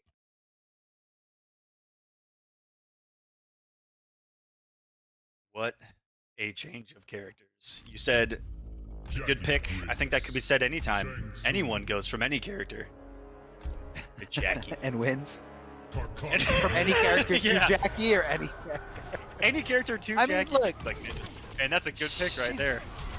She's trying to win. She's a good character. I'm not upplaying. She's just a really good character. No one. I don't think anyone's here to downplay that. This is one of the premier matchups in this part of the world, where they have a lot of experience. These two characters see an awful lot, but we see it go back and forth. Doesn't matter the player. We've seen that Shang Tsung is one of those characters that can deal with her really well. And the players here too. Ooh, downward shot does whiff slightly there. Shang Tsung just kind of gets out of the way here. He was looking for some kind of air-to-air, but I think he's happy about finding that throw. Downward shot, not going to challenge there in between the gap. Instead, just going to try to hold on to block, but he does open himself up by jumping. And again, jumping in that scenario. A lot of jumping I'm seeing here out of VLJ. Up skulls here. Last one whiffing. Jackie getting the opening that she needs. Yep, that's going to be a conversion into fatal blow. That should be enough to kill. If not, it's going to be no. He's alive. He's alive. He's alive. He's alive. He's alive. Okay. Oh god. Flawless block, that was crucial, but not able to keep it going here. Flawless blocking does eliminate virtually almost all the chip damage that's coming out of you, or coming to you. So that was super duper clutch in that scenario, but it's hard to continue to do that. Warp drop here. No jump kick this time around. Look at the mix-ups that ELJ's throwing at him. Constantly keeping the mind game, even going to jump back one. That's telling me that ELJ wants combos off of those jump reads. Definitely wants those combos. Definitely wants that damage here. Trying to tack it on any way he can. VLJ with a nice conversion. Trying to opt to go for like more of a full screen approach here. A little bit of zoning. The corpse drops. Oh, ducking under the throws. And that's what he's constantly looking for. He's constantly letting go of block to see if, you know, the throw attempt is coming. If it whiffs over, she doesn't have fatal blow, so she actually cannot finish this here. Oh, down two. I don't know if that was necessary. I don't know if the crushing blow was necessary, but he just wanted to do the job, wanted to get rid of her right here, right now, getting a little bit of breathing room. I don't even think that, okay, please don't judge me for saying this. I'm not too sure that was a read of empty jump throw. I think that was a late anti-air attempt. I could 100% be wrong. That was so fast. It was so fast that it almost made it unbelievable. Yeah, it's super duper fast, super fast. And you know, it's one of those crushing blows that like sometimes you accidentally trigger. Uh-oh. Uh-oh. Right in his face. Just watch back-to-back anti-air down twos. What are we witnessing right now? Oh, this could be close. Oh, he does get the conversion. That should be it for a 2-1 lead. VLJ, what a final round of that game. The sick back and forth, the back-to-back anti-air down twos that probably both could have been comboed off of. We did see it coming out from Utility. VLJ clutching it out. Taking the lead back. Sorcerers. In this matchup looks and has always been interesting because of the way that Shang is a character that has the tools to compete with Jackie, right? In that it could be more along the even side of things, which is rare to see. It's rare to see a character that can force. Okay, Arma, don't take this the wrong way. There are very few characters that can make Jackie think a little bit more, as far as, you know, they have less freedom to leap around. They have less freedom and pressure. With Shang Tsung having really good reversals at certain distances, it makes you know, it makes staggers a little less crazy. He's got a down forward to checker as well.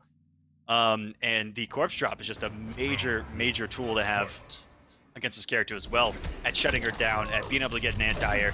And Shang Tsung is deadly up close too. The ones, the 1-1s, the 1-1-3s. He's got that safety of multiple hit confirmable strings. Right there you see with the 1-1-3. And just that alone, I think moves you up a little bit here in MK11. Yeah. I mean, because it's a very powerful tool. You know, a tool that you can kind of swap in and out with throw attempts. Right now, though, VLJ just running away with this. I mean, it started out, you know, really strong out the gate. That crushing blow, just connecting there. Just getting a little tricky. That overhead, you know, just kind of gets you by surprise sometimes, especially when that first part whizzes. Oh, stopping her right in her tracks. Back-to-back leads shut down by corpse drop and the ground eruption. Yeah. I mean, ground eruption definitely a little bit slower than like a traditional anti-air, but just the fact that it occupies space. Down two crushing blow of that dash punch. Another down two for your troubles. Can Jack make this comeback though? This is how it starts. Dash punching again, but just the fact that he broke away there. Kind of just kept it a little tricky. I thought I was going to see a Mercy.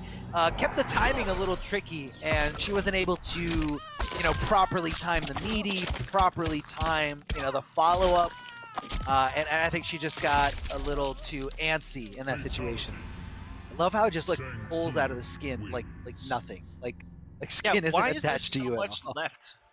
Why is there so much left up there? Like I feel like all of the meat should have come with it. That doesn't sound right. I'm just gonna stop talking about this. Maybe the things grabbing her out of, you know, the nether realm, or they can only grab bone. So you see it leaves everything that's not bone still intact. So, you know, I think we can make sense of it that way. Okay. We're done. It's over. You have magical powers. I can't really, you know, break it down too technically there from the human anatomy standpoint, but I think we're going to move up to winners finals after this one. And winners finals should be a good one. Keep in mind, guys, everybody that's still in the winner's side, these two players, the only two players remaining that have not lost either of their two tournament lives. This is a double elimination bracket. So the difference between the winner's side, which is the upper half of this bracket, and the difference between the loser side, which is the lower half, is just when you lose your first tournament set. You lose 2 tournament sets, and that's it. That's it for you in a double elimination tournament. So just think of it that way. Everyone's got 2 tournament lives, but Zoker and La Corridor, they'll have both of theirs intact, but that's not going to be true after this winners finals. One of them is going to get knocked down into the losers finals, where they will meet the winner of Javier versus VLJ. But first, I want to give a shout out to PlayStation 4. Remember, guys, Pro Competition is presented by PS4 tournaments. So you guys can check out the PS4 Tournament Open Series. PS4 tournaments are weekly competitions for all skill levels. Compete against your friends, your rivals, for unique rewards. You guys can visit the PlayStation 4 Competition Center, which is the one destination that has Mortal Kombat content that gives you an inside look at how top players play, and you get to see some tips and tricks for players of all skill levels. So take your game to the next level. Hit up the Competition Center. All you got to do is go to compete.playstation.com, sign in with your PSN ID, and it's that simple. You can see all the tournaments that are available there. Mortal Kombat, other fighting games, other genres, a lot of fun stuff there. We're all here because we love competition. We love being competitive. And who knows? Who knows what you are capable of? And you'll never know until you actually try. So get out there, have some fun, and maybe you'll see your name up here on the stream, whether it's this one or a different one. So let's get into this. We have Cabal. Yes, get involved. Make the community, help the community grow. Not make it, help the community grow.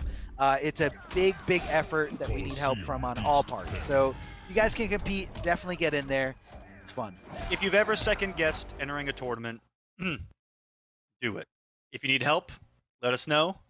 Let's sign up. If you're right there on the cusp of being like, oh, well, I might not do so hot, join. It's going to be a blast. I thought the same exact thing at my first tournament. I got run over in that particular bracket, but it was just still such a good time and to get involved with the community more personally, and it just makes you feel a part of something even more, and it's a really good feeling. So I hope that everyone gets to feel that. Definitely, we definitely want to feel that. We definitely want everybody to feel that. Right now, Joker feeling some Cabal projectiles here. The buzzsaw's coming right at him, straight at him. Love the cancel there, getting a little tricky and adding a little bit of mobility to, the movement of Cabal. He's got great normals, and when you equip that with some cancels, very, very fun to let him move all over the place. Straight shot, keeping him really far away, trying to flawless block as many things as possible, but Law Corridor just kind of mixing it up here. I mean, he's throwing the Jack in the Box, he's throwing the interactables, just keeping him on his toes. There goes the overhead. Looks like Law Corridor is looking for the low cancel, which is very, very punishable. And somehow the stand 2-1, the second part connected there as a pseudo anti-air. That second part, the one of 2-1 is stuff of nightmares. Rips almost, that body. Almost impossible to whiff punish. It's like really hard to stop that from coming out, and let alone hitting you, because the corpse takes up I don't know, the screen. That's for damn sure. That's for damn sure. That looked to be a really big read from Zoker with the micro duck, but he missed the input on the punish. He's gonna need one in the self lead. Corridor coming up a lot of his resources for the Jack in the Boxes, just trying to close that gap. Doesn't want to deal with this full screen Cabal nonsense. That aerial buzzsaw going to be a factor here in neutral.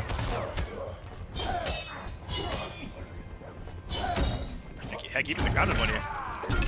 Oh! He blocked it out with zoning for 5 minutes straight, and then clutches the one jump in that he does. Wow, buzzsaw was still a mix-up. That was godlike execution. Still fighting from behind though, and he comes in and he's killed right in his face.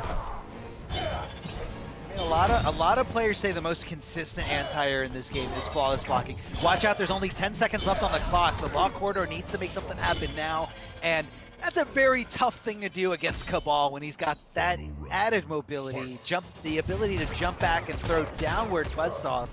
He kind of just, the fact that he recovers so quickly. Oh, he missed it! Oh, he tried to input Nomad Dash, but he missed it! Yep. Not like this. Tried to go... Oh, man. Tried to go back forward, I believe back forward 3, and it just didn't come out. It didn't go into it. Big damage thanks to the corner. He's going to break away, yes, but didn't want to do it right away. Didn't want to get too predictable here. Throwing out that low, that was very dangerous stuff. Super unsafe. Law Corridor lets it go by. There's the escape build, decides to go for the throw mix. Didn't throw him obviously into the corner, but that is going to fulfill that crushing blow requirement on the back throw. He does hit it mid-screen here. 1-1-1. Oh, this is so scary. Go into the whole thing. Oh, there it is. He's dead. So that came down to him having that crushing blow available. He tried everything in his power to use that against his opponent right there. You know, he tried to stagger the ones. He did stand one in a 4-2-2. He did stand one, and then he did 1-1-1. And he didn't commit when he did the 1-1, thinking it was going to be another stagger attempt. And ended up missing out on the one chance of damage that he had there at the end. You know, I think overthinking the situation and getting tunnel visioned into I need to kill with this or use this for a crushing blow. Not necessarily just use it, but use it as a weapon to open up my opponent into bigger damage with fatal blow with a crushing blow. And when you get tunnel vision like that, you can definitely miss out on some other things that you're not looking for, like 1-1 right there, or the fact that Law Corridor was ready for that situation because he had the throw loaded. He didn't fall for the stand one in 4-2-2. That is an important that someone's looking for the throw. Yeah, little things like that, and that was hyper-focused on absolute one madness. Just start off the back one of the I mean, Kombat dash, that's belief. It is. That is a confident call out there. I love the sweep there at the end to kind of, you know, change the wake-up timing there. You know, because everything in this game is a hard knockdown. Everybody kind of anticipates and knows when they're going to be getting up off the floor, thus susceptible to getting hit. But, you know, that little sweep, a very, very specific timing, doesn't get the Kapow conversion there. That is super duper unsaved, putting himself in a world of hurt here. Cabal going for a ride, and Law Corridor looking fantastic, continuing into this game number 2 as he just bullies Cabal right into the corner. Not going to have a lot of room to go back with those very, very good downward projectiles. He's trying to shut that down right here, right now. Kapow does not get punished, but he does get opened up there with the overhead, that second hit of the string. No commitment again. That dash cancel hasn't gotten him an awful lot of reward so far in the set. That low sure has. Now we're talking. Now he's looking beyond. Because there's definitely been a lot of times where he's staggered and lost out on a lot of damage, and he's finally starting to, I think, pick up on that and believe a little bit more in the full strings. And I think he's doing some cool proximity OSs there with that back one, in that he's putting out a range where it might only hit. Yeah. So he's buffering that, and if you come into this space, it's gonna contact. You're gonna get hit, and I'm gonna cancel the move. But if you don't come into that space, yeah, exactly. If you don't come into that space, I'm still fine. It recovers pretty quickly. It's a really, really good move. Oh, jumping over the Jack in the Box. What a call out here. Smart stuff here from Joker. Right on top of him, goes for the empty jump, but Joker ready to wake up with that stand 2. 1-1-1, easy hit confirmed, no problem. Gonna be extending this combo thanks to that hook grab. No breakaway. Law Corridor said, you know what? I can take this. It's gonna be the counter hit. Got the anti-armor. And Joker opted not to breakaway right there. Wanted him to come off the resources, it looks like. And if you'd have got straight to fatal blow, that could have been it. No, not like this. So alive. And when the world goes into the amplified buzzsaw and takes the round. Joker. What a decision to do a block string into the amplified buzzsaw, catching a counter poke, and I have never seen that in regular Cabal pressure ever. That's something new. It's because it's scary, man. I mean, that is a pretty unsafe thing. I mean, it's a dangerous situation to be in, but Joker's one of those characters that he's one of the few characters that can also contest Cabal with his, you know, both these characters have long range normals. So, you know, when I don't think that specific strategy would have worked unless you were playing to, you know, Joker's strength. Like another character that has like really short limbs, they wouldn't have challenged there. Or at least they wouldn't have challenged with anything that left them standing. They would have challenged with a down poke, with a down 1, down 3, down 4, whatever it is. But Joker can get good damage on those challenges, but he has to put himself in a standing position. So I think that was the key in that decision making and why he went with that and why it worked.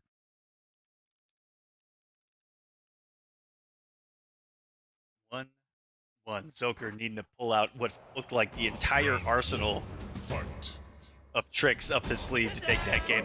We'll see if he's got any hidden from us here. Fraud Nomad Dash. All right, now we've almost completed the holy trinity of Cabal things.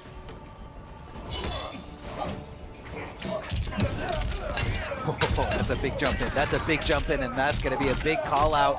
Big boots to the face here. Just continuing this 33% and the corner positioning. However, Cabal does have the mobility to keep those strings going, keep you on your toes, and you're always kind of guessing. Speaking of guessing, here comes the back throw back into the corner. He does have access to that interactable if he does obviously go for it. I wonder if Raw Nomad Dash can cancel Kapow. I don't think so. I think we would have seen that by now.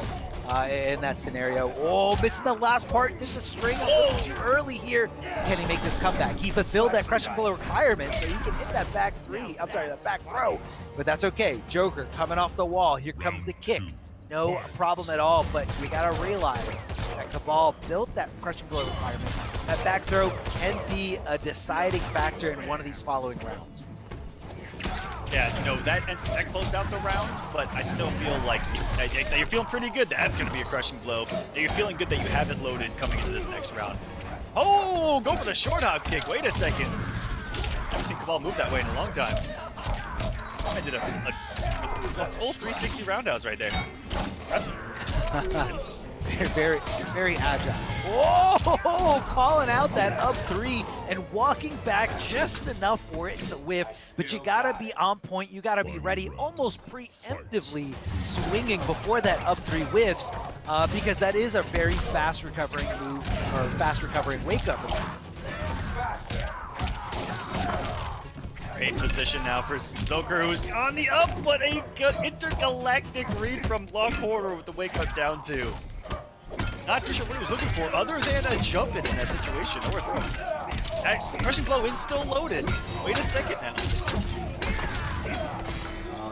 Yeah, you gotta go for the breakaway. You gotta get out of there, get out of dodge. He might be looking for some kind of throw. Either way, Lock Corridor connecting there with the stand 2-1. Such a good string for the Joker. I mean, we're talking about range, we're talking about speed, like his stand 2-1 and his forward 2-1, such good buttons for almost the same reason. I mean, you gotta diversify them just a little bit depending on what you're looking for, but in that scenario, that the second hit of that string, like you said, Mr. Aquaman, it's just so good. It hits. It is. It hits things that it should not hit, and it works. How? Yeah, I mean, it's a full corpse coming at you. But it's hard. It's hard to. This is almost a mirror. I feel like when they're at kind of sweep distance or right up in each other's faces with the mids that these characters have. They're at very similar ranges. Back one and forward two. You've got forward one. You've got forward four. Forward one definitely being the way better of the mids. That's for sure. But look at Cabal's forward two, almost the same exact thing as Joker's forward. So these characters are going to be a bruising up close, and they play from a pretty cool distance among each other, where you see them trying to exactly right there. I was about to touch on it. Both of them have done this. They've walked up into back one range, or for Joker, it's forward two range, which you just saw. They walk up into it, and they slightly walk back and do it again. And that has caught multiple whiff punishes. Watch Zoker do the same exact thing, but with back one. He did it last game, and he went straight into Nomad Dash because they're believing that it's going to work. Love the opportunity seized there by Law Corridor, getting that free chip damage thanks to that low amplified gunshot. And again, just throwing out that button 2-1, you hit confirm it into Kapow, no problem. And then he was just sitting there waiting for his bar to come back. He was waiting for that offensive bar so he can, put himself in a really, really good situation. Had Cabal blocked that, he would have just chipped him out, no problem. Air to air, down two, anticipating possibly a breakaway, but I think that was really smart on the Zoker's end by opting not to do it. Doesn't decide to go for the crushing blow, which I believe he did have the option to there. Good block of the overhead, but didn't anticipate that cancel. Now he's getting thrown here. Back throw for days. Oh, the back one. Really smart stuff. Making that down to whiff. Now we're getting tricky. He might be hit confirming these. Now that I'm looking at it, that one blocked back one was in a Nomad Dash was canceled. Could be. I mean, there is an OS for certain things like that. It's a little tough to do. All committing to the whole thing, that could have been disastrous for Zoker. But Lock Corridor just didn't get up in time, not able to see that punishing situation. Zoker looking great here. Cabal, of course. Throwing, I try to amplify, try to go right into it. Trying to get that crushing blow to just kind of stray hit.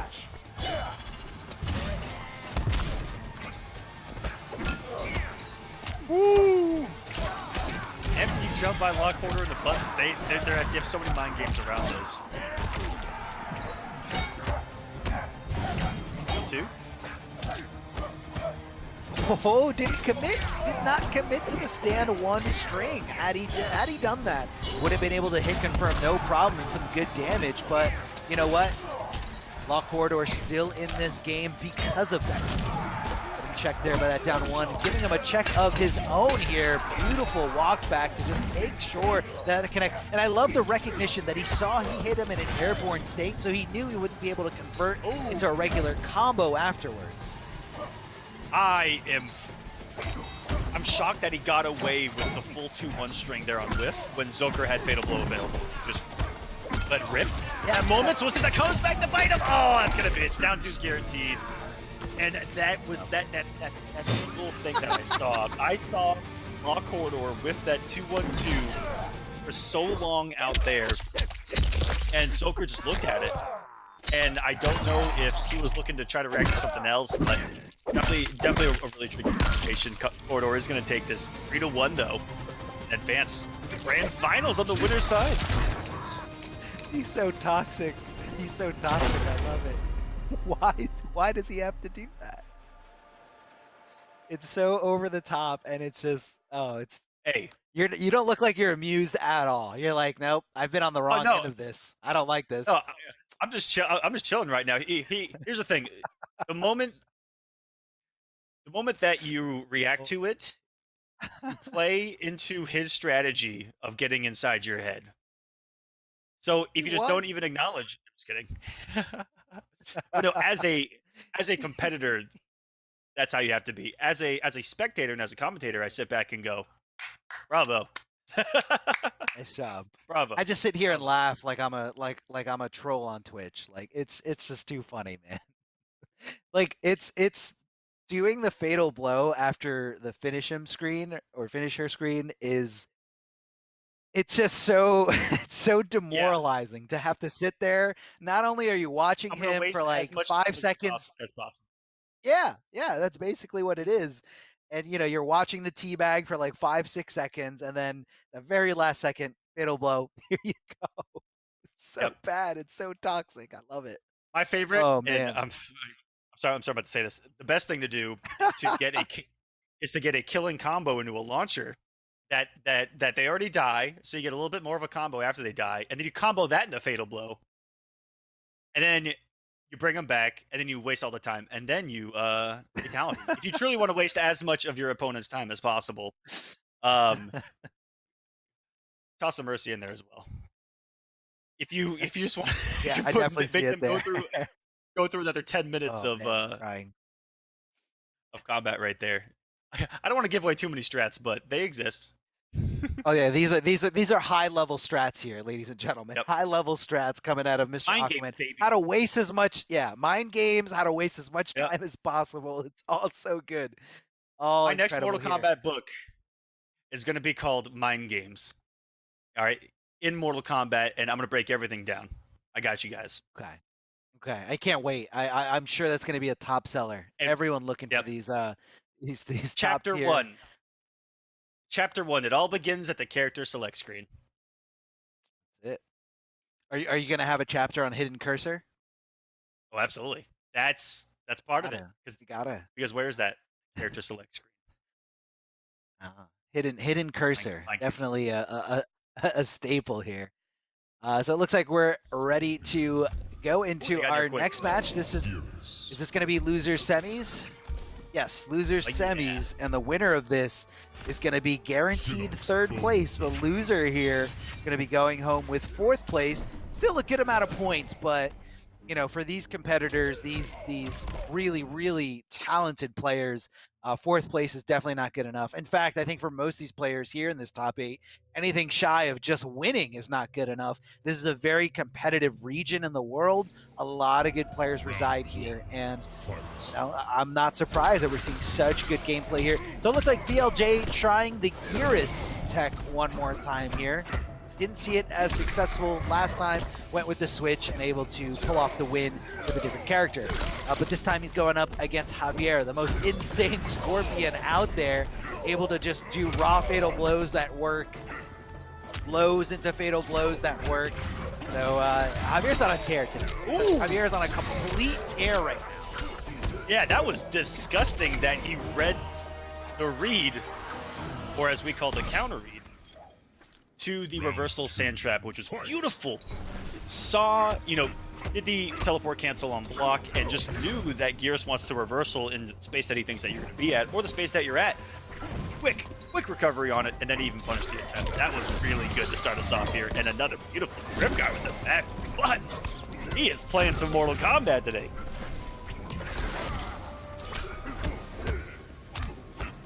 You're safe. Oh my god! It somehow punished the down 2. The down 2 was recovering so long that Gears was able to just body splash from downtown. Mid command grabs, totally fair. Another one. Mid command grabs, totally fair. It's totally fair situation here. I mean, forcing you to block. Trying to clip that low. Good blocking from Javier, blocking the low and then the overhead. And what a challenge here from VLJ, stopping all kinds of offense coming from that help cancel. And that is death. But you guys gotta think about it. If he is wrong on that mid command grab read, which is 15% in the corner, if Scorpion reads that, you're getting hit for 30 and potentially more.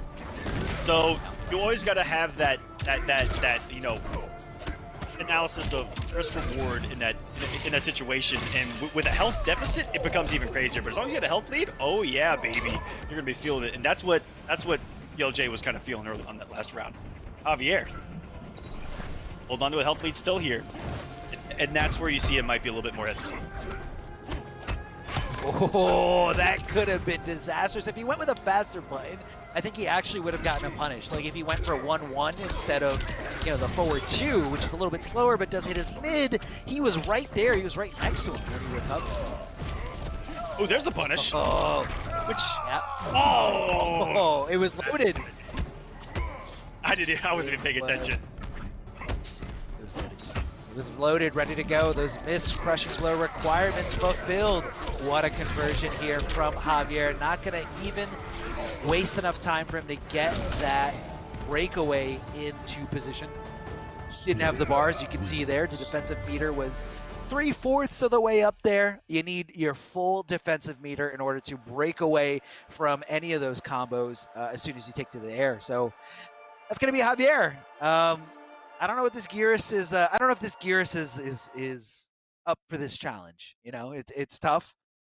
Javier looking incredible. I mean, able to overcome that Scorpion mirror, able to continue the onslaught here, and just doing the right call after right call. All these great scenarios, all working out for Javier. So if I was left in this bracket, I'd be very, very scared of the Scorpion coming for me. I mean, they're lucky that this isn't Combat League, and they're lucky that Wi-Fi is banned, because that just amplifies Scorpion's power. And, you know, considering that, like, that is so impressive for Javier to do what he's doing with this character. Adjustments that are going to be made here.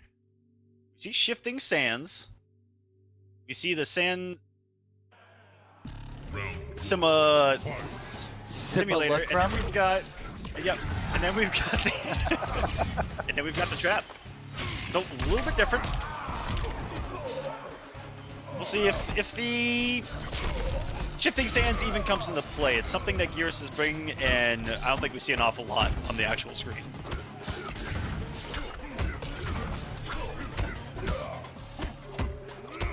We haven't seen a lot of tick throws either. No, we're not seeing a lot of tick throws at all from Gearus, and I guess it's just because, you know, the Scorpion, he has a lot. Again, the mobility.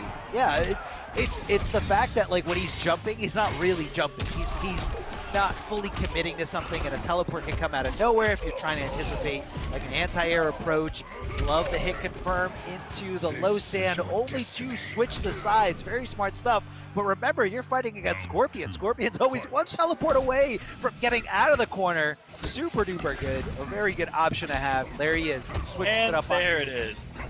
I mean, what are you going to do about it? What are you going to do about it? Absolutely nothing. That's why. You watch him do it and go, okay, cool. See ya.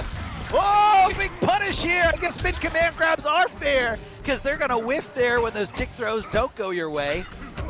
Blocks the overhead. Good stuff. Good reaction. Risked his life fuzzy 12% right there. He risked his life for 12% and ate 30%. Let's you want to calm nerf down. that? Let's calm down, Mr. Down player. All you Kotal players. I love your mid command grabs. Okay. Hey, I haven't seen. Okay. I haven't. Hey, also I'm saying, have we seen a mid command? Have we seen a mid command grab win? You know what? There's just 0 Kotals in EU. All right, everybody knows that. Everybody. Oh, there are. They're all in a. They're actually really good too.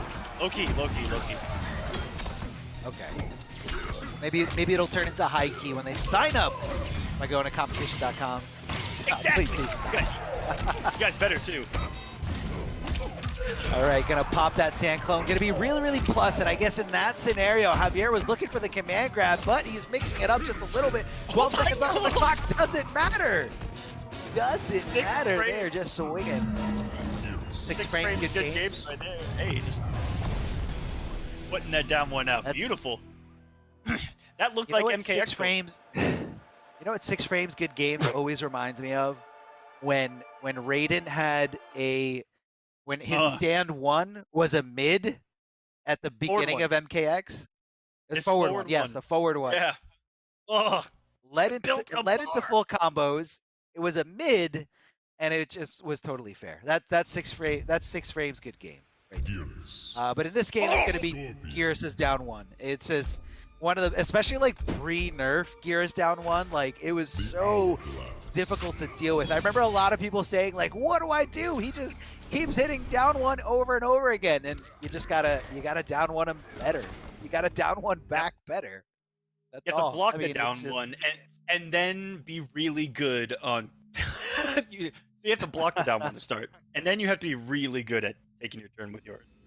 And you have to really hope that they're not good at flawless blocking, because that could be a trap.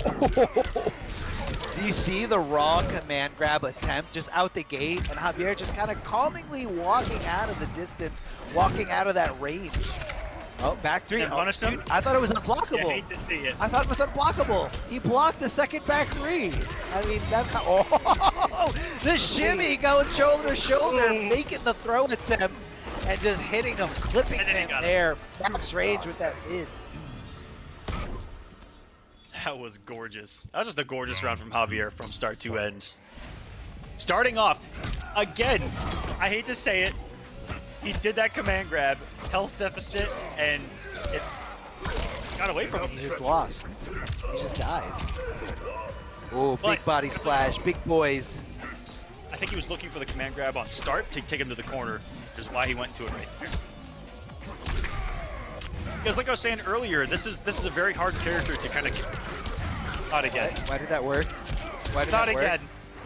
Why did that work? Low got blocked. Low got blocked, and he canceled into spear anyway. Why did that work? That's insane. I don't know. Oh, but it's man, working. Keep it nice and simple. I'm lost. I'm lost. Shook.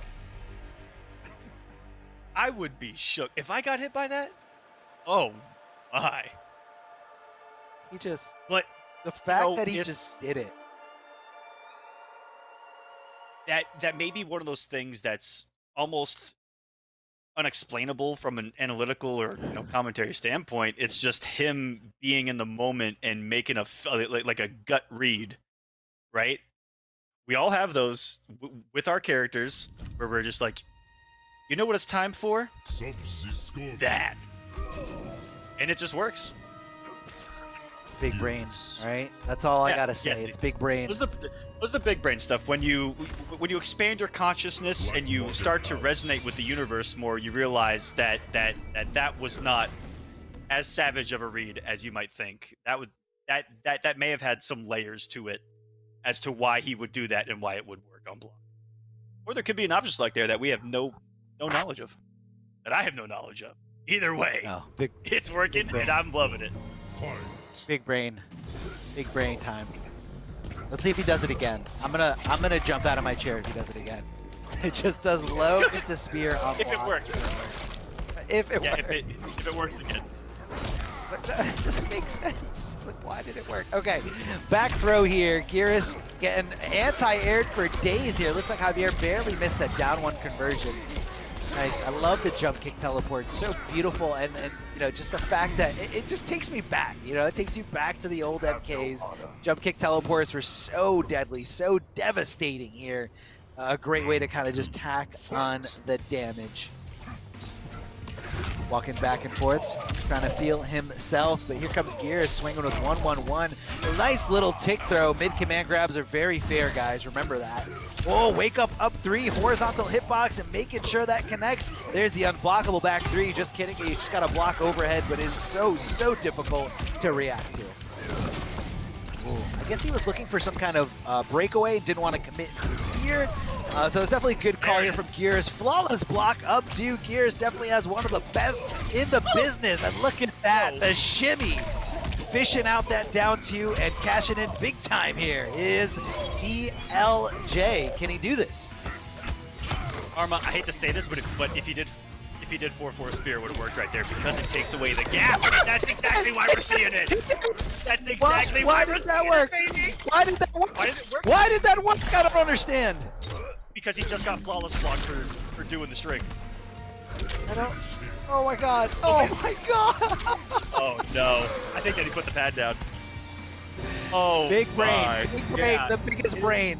It was the flawless block attempt, but even after he showed that he could flawless block it, Javier was just like, even though this is still a mind game, I'm gonna do it anyway.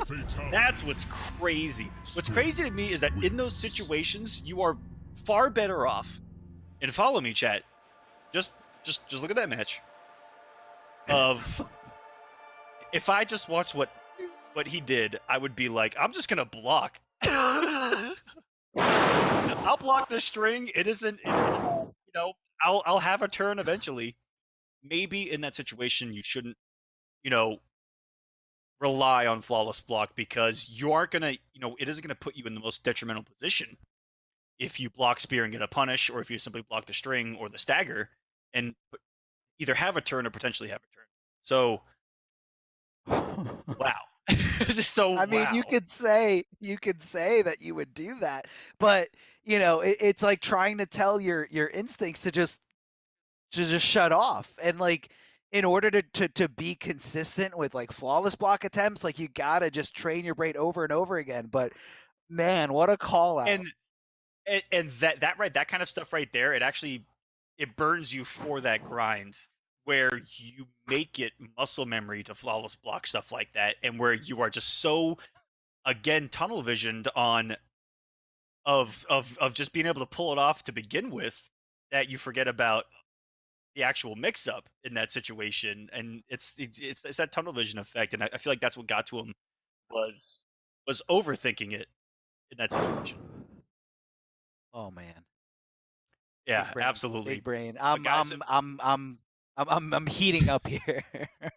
Tell us about the merch, Mr. Aquaman. I'm also sweating just thinking about it, guys. We got a couple of matches left in this top 8. We've got losers finals, we've got grand finals coming up. But before we get there, we're gonna go to our break. And before we do that, I want to tell you guys about the merch store. Go check it out, Amazon.com/Mortal Kombat. Rep your realm and visit the Pro Competition store today. Browse the apparel featuring different regions, different characters. And there are more characters than you see on here, and there's more items than you see on here, not just in clothing itself, but also action figures are up there and other merchandise. Go check it out, Amazon.com/Mortal Kombat. And we will be right back, guys, with the conclusion of EU West. Don't go anywhere. We'll be right back with those final matches.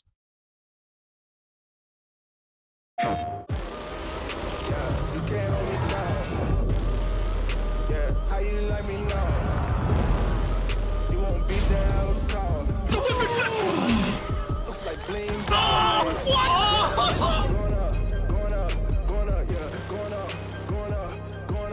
Going up, yeah. Going up, yeah. No! Wait! No jokes, no gimmicks, just combat.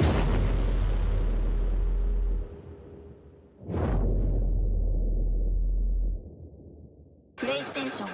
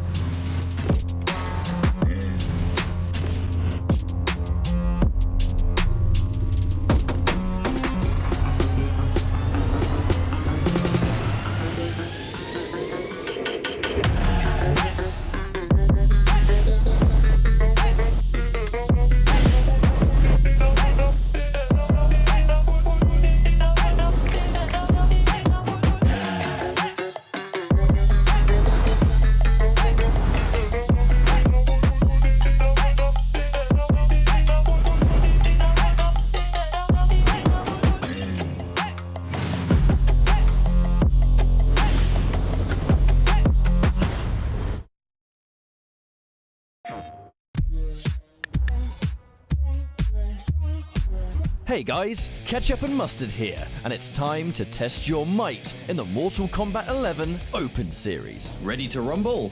Power on your PlayStation and head to the Events app, filter by type, and select a convenient date and time. Boot up MK11 and locate the PS4 Tournaments menu option. Click it to visit a familiar place, the Console Events tab. Sign up and prepare to play. Once registered, you can view your tournament details and check-in time. A notification will remind you to tighten your black belt and get over here for your match. Continue combat in the open qualifiers to close in on the competition. Thank you for watching, and we'll see you in the tournaments.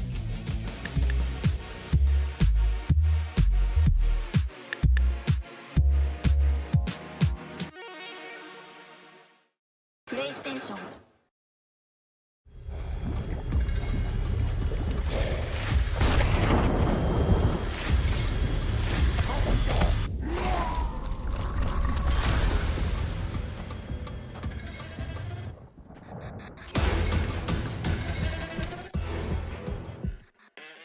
Who are you?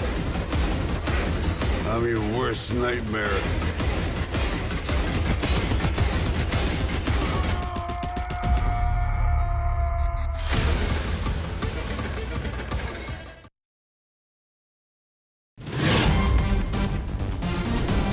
Any ring I step into is mine.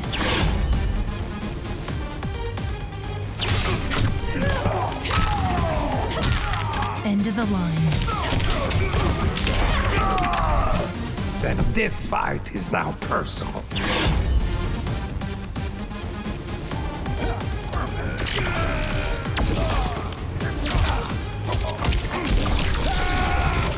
It is exhausting being so perfect.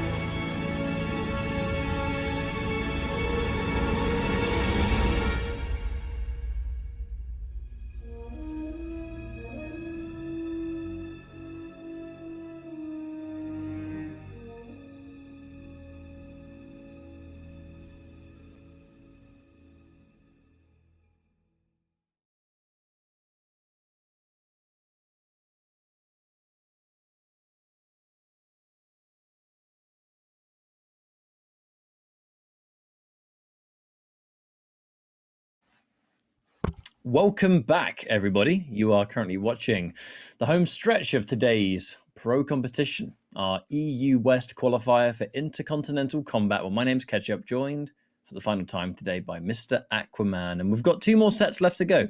We have the losers finals, and then we have the finale, grand finals, and we'll find out who's going to be the winner of today, as Law Corridor currently sits in grand finals winner's side with Zoka versus MK Javier.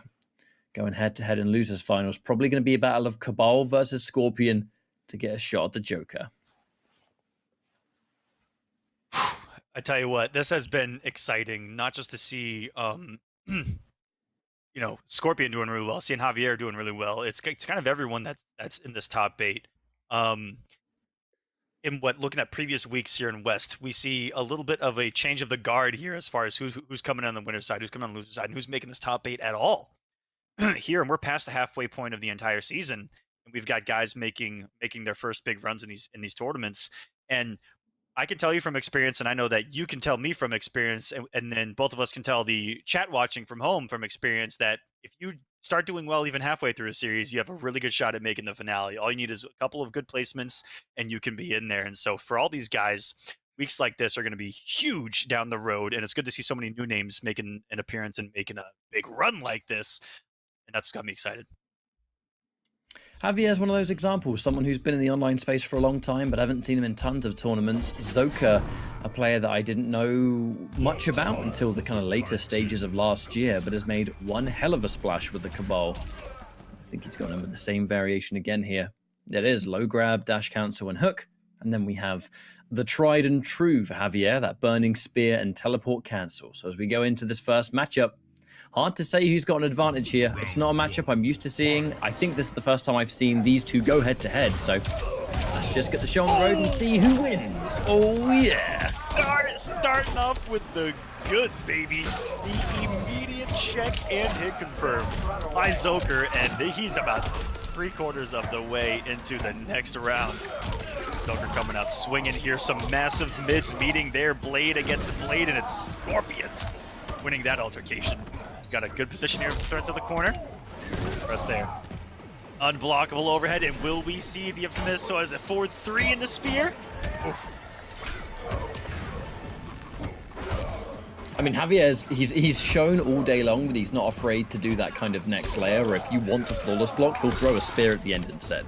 It's such a huge risk, but if you get hit by it once, it can mean the round or the game or whatever the case may be.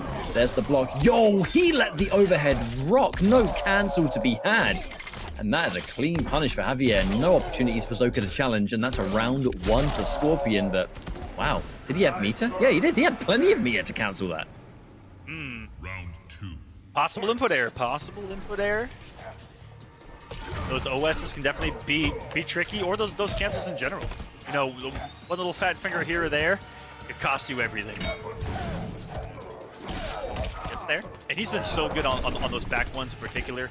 On confirming them, on setting up beautiful whip punishes with it. There's the confirm. Wow, wake up buttons coming out from MK Javier. He's really trying to challenge Zoka to say, I want you to challenge me on wake up. In this case, overhead coming out. Do it. Oh! Big damage. Oh, he drops the combo. I like this. All right, he's back on the hunt here, and he whips. If he would have done the jump too, Ketchup, he may have caught him, but he went for the ever so T-Rex slim jump 1 and whipped in front of his face. Luckily, still able to survive the round, survive that encounter, put a round on the board. He's already conditioned in this first game to worry about that low hook. 2 overheads connected in that round. Anti-air standing 1. We MK9 in here. Oh, I was half expecting another one right there. I think that's exactly what he wanted to throw at him. That was beautiful. But I think that Zoker expected teleport because it's Scorpion, ladies and gentlemen. Too slow.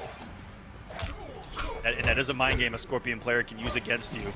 Jumping at you a lot and then going, you know what, I'm going to do these clearly anti-airable jumps and just wait for you to be wrong and then teleport you.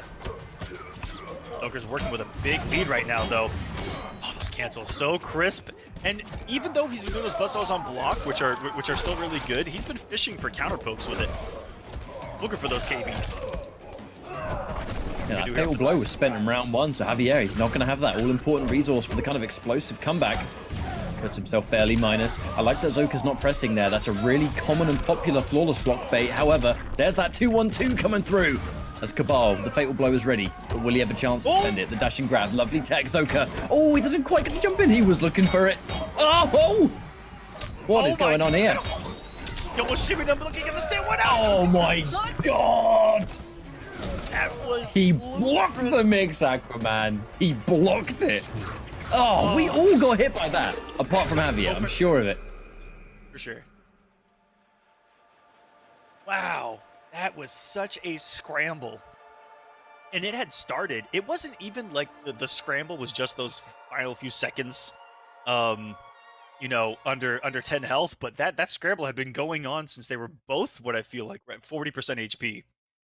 Neither of them wanted to lose that, and you could tell that the tension was in the air with all the little execution errors, all those big decisions on the fly that are just, you know, go big or go home. And those are the matches that we love to see here in competitive Mortal Kombat. Man, you know what, Aquaman? What I've noticed, this customization that Zoka goes with at the moment, the blue one, he normally doesn't take that cosmetic, right? And it might not be the reason, it probably isn't, but it's got me thinking.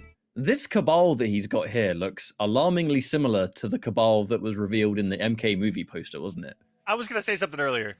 That it looks a lot like movie Cabal, doesn't it? It does. Yeah. I wonder if there's people that are now like, you know, inspired and they're gonna kind of make some new customizations. I think it looks sick in the film. Like that poster. God tier. Oh! I already want his own spin-off. Do you get it? Do you get it? All right. Oh I'm my leaving. god. I'm leaving. Yeah. Don't worry, stream. We've only got him for about, you know, an extra hour tops, and then we'll be done. Oh, there's that jump in. Oh,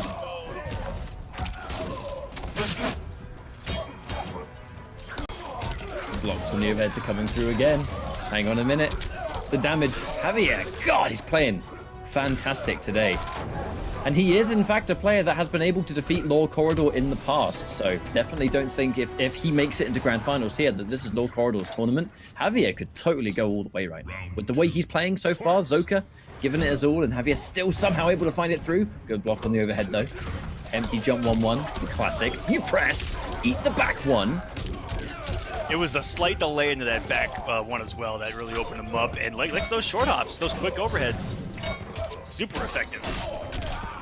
All right, Zoker getting a lot of stray hits, but no hit confirms. You open back to back and off the 4-2-2. That's the one you really hate to see. Okay. He definitely made up for it right there. Going from a lack of one on a 4-2-2 to hit confirming a 4-4, that's just insanity. Baits him with the empty jump, really smart. Because every time he had done jump one in that exact moment, he got jump guarded for it. Big cash out. Oh no, this is life alert. What are you doing here? Unbreakable into KB! How did he tech that? How did Zoka tech that? You know what's insane? Zoka press. He did the single hit cancel, which is normally plus as hell, and Javier's down one worked. That's the only like plus one where if he does forward 4 again, you lose. If it's perfect, right? If the input's perfect, it can still be a little bit tricky, and it's so fast. You know, no pun again on it being Cabal, but one little mistake like that, I can't believe that he swung as well. Forward 4 cancel, forward 4, I expected forward 4 cancel, forward 4 cancel, 100%. Or now that he knows, moving forward, will he let one rock on block? Will he get to the savage levels? Or sorry, say the savage layers of Mortal Kombat. I mean, we're about to, at this rate, we could see a 3-0 into Grand Finals, and then, we'll say 3-0. I don't believe it is quite 3-0. We'll quickly double check. I can't remember the scoreline already. I thought it was. I'm just really stupid, and it's getting late here in the UK. I'm a little bit fried, I suppose. But yes, Javier's turnaround here has been absolutely insane, and playing at a pace. Yeah, 2-0. Oh, it is 2-0. See, I don't have an OS. It's actually early here, and I still don't know. Well, what we do know right now is that he's already gone for a slightly different variation. We just saw the gas blast, close range. I do wonder what move he swapped it out with. Oh no. Oh, that looked like it was close to the KB range. 16%. No mercy. I think that he was betting on it being the KB range. He didn't amplify that. Oh, and he gets a free one there. But this, you know, Zoker, yeah, he's about to be down. He's about to be down a lot. Yes, indeed. Oh my goodness. But at least the crushing blow has gone off the 4-3-4, which makes that a little bit less of a mind game than Scorpion's pressure. I always like to say that worst case scenario, if Scorpion comes up that in round number 1, you're actually in a okay spot for the rest of the match. Because he's got less of a stagger on the pressure. And now he's coming to life here in the corner. Restands, always. That gas blast, back one single hit confirm again, and here we go. Big jump into even more restands and the pressure. This is a, ooh, I'm liking this variation. I think the move he definitely swapped there is that, the low grab, because it just doesn't, Javier's blocking on it has been absolutely phenomenal. You actually, I'm not used to seeing so many players or so many of those lows getting blocked, because he normally chews up everyone with that. Lets the dash rock on the confirm. Side switch as well. This variation change looking good for Zoka so far at command. The safety of the blast, the restand possibilities. Yeah, the fact that he got him to the corner and was able to utilize it really well too. And it works, you know, 30 plus damage into a restand in the throw makes it a half-life, you know, sequence. Ooh. Big jump in. Oh yeah. Big guaranteed. Keep it guaranteed. Oh man. More challenges on those single hits. Yeah, Javier's challenges on those cancels have been really impressive, and he's not going to get a whiff punish there. And the stagger to the 1-1 still gets the conversion. No breakaway from Zoker. It wakes up into the buttons, and that should go into fatal blow into death. And Zoker stays alive. It looked like he was down and out, but fought, scrapped his way back in the But it really can go to show that sometimes all it can take is changing one move to give your utility more than it had before. That low hook grab has been putting in the absolute rounds for Zoka all tournament long, but against Javier, it's done basically nothing. Every time he actually hits, he goes for a low, Javier has just tended to have the perfect read, the perfect call out, and he blocks it and punishes it. Because remember, the low as a conditioning tool is a risk because on hit, it does a tiny bit of damage, and on block, you're fully punishable, okay? Yep. So that risk reward is not in your favor, but you use it to make them fear the built-in overheads, which have more reward. But that's just not a game plan that is being allowed to work so far. So he's just changed the move out for something better. The safety and pushback and the restand potential of the gas blast. And now it's giving Zoka more, I think, ammunition than he needs. Just to add on to that mind game too, you know. You know what, never mind. Let's just jump right back into this. Get here into game number 4. And now, unlike last time, catch up, it is in fact 2-1 now. Yeah, I was right all along. Just just in advance. Yeah. We were just predicting the future moments ago. Here we go. First blood. Going to Zoka, trying to chase him down and ready for the cancel. And he's been so good about, you know, kind of swinging right there with the 1-1 looking for a confirm. The one time he didn't, got a little bit of damage, but he gets a big pickup off the next hit. He's already got the corner. And Javier with the throw. I think he felt the pressure. Got a little ballsy right there. He's trying to stand too. Woo! I know what. This is the thing about the way Cabal is being played here. Oh yeah. But the Cabal that we're seeing from Zoka still does really impressive damage without the air dash. I know the air dash's damage is like insanely high, some of the highest practical damage in the game, but it's always great to see that you don't need it. You know, it's not like the one move you absolutely have to take, because Cabal, the utility and everything else, the damage is still like at least 30% per touch, which is perfectly fine for MK11. Ooh. Also, one thing to mention about this variation of Cabal, and one thing that I've seen in this round so much, is just how meter intensive it is. And that is one of the downsides to it, is that if you do one cancel, you are so susceptible to getting hit immediately. Just because of that, and he gets a big read there. Zoker is back to life, though. And he just makes this variation work for him. versus kind of the other way around, which is a beautiful thing to see, is a different take on a character like Kabal, and one different that we're seeing, which is, you know, oh no! Back-to-back, beautiful reads by Zoker, gets to flawless block, and all those resources I told you about, all of that meter, he's just coming off of all of it as he gets it, I feel like. This is beautiful. Now we go into cancel, and he enters the mid. Hang on a sec, counter hit. They turn it around, 2-1-2 into guaranteed spear buff. You see Scorpion players use a lot more 2-1-2-1 hit once they have Burning Spear. It just gives you a great way of activating it. Anti-Air's great. Oh, and that's going to be better than great. Here comes the damage. 31%, and he's still got a bar. Gorgeous by Zoker. And in a mix-up situation, the forward throw going to put us in a Game 5 situation. He is fighting his way. He was 90% buried in the dirt. He's fighting his way out of his grave. Well, he didn't even. I don't even think he used Gas Blast in that round, by the way. Yeah. I can't remember. I can't really recall him ever using it. This has just been adaptation, traditional way. And it's been a lot of just core Kabal things, right?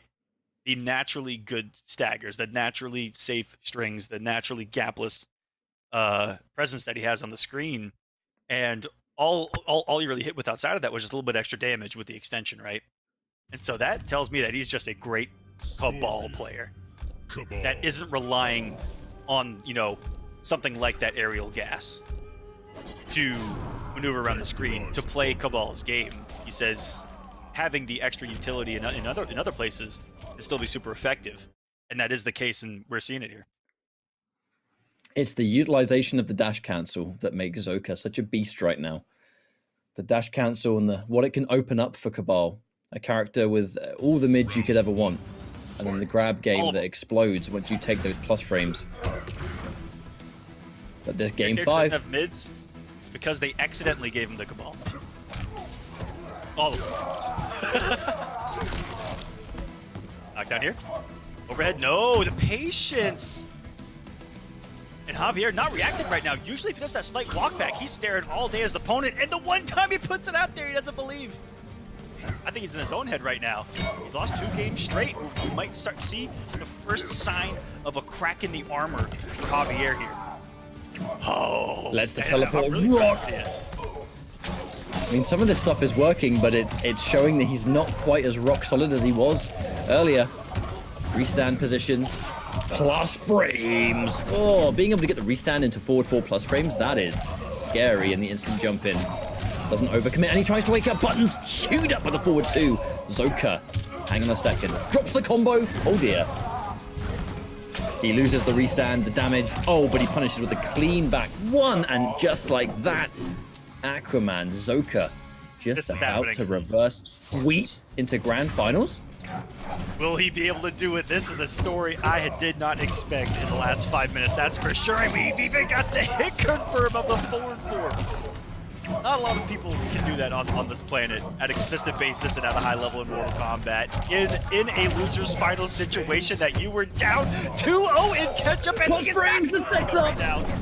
Animal. Using the plus frames off that jump in. He wasn't looking for a combo, folks. When you jump, you can't get it.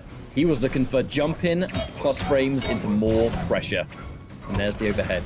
Knows the challenge comes out. The cancel. Javier, this could be his last chance. Zoka bringing this all the way back. Johnny Cage getting hype in the background saying, come on, Kabal, you can do it. Right. Wait a minute. An opportunity. A little bit of momentum killer. A little bit of time spent in the throw. Okay. Javier getting a big cash out. And now we're back to a scramble situation where any hit fatal is going to do it. And he's going to stay alive. This is massive. The plus frames into jump. The plus frames into jump, but the 1-1 clips him. Javier pressing buttons out of plus frames again. Just total disrespect. Final round. Fight. And that'll get you back in a match, that's for sure. And even starting off with teleport, no breakaway from Zoker. Just need the 233, stay alive, and wakes up with a beautiful instant. That was clean. Stupid gameplay right now. Right, as we go mid-screen, the meter's gone. He just goes for the meaty grab. That's going to bring us back to this mid-screen once again. Cancelling it for the fake-out, perhaps. And another grab. He only has a little bit of work left to go, and that fatal blow is not a possibility for Javier anymore. Whips the forward 3. Can't quite land it. There's the instant jump. Can't pick it up. Probably expecting a breakaway, perhaps. What's Zoka do? That backdash an awful lot here. Kind of more as the set's gone along. He's played less aggressive as it's gone along, and that's been the conditioning of Zoker. Be close. Off the amplification. 40 health remaining. Javier's made insane comebacks happen already. The throw didn't get punished for it. Tech this time around, and the Tech Zoker is doing some crazy things right now.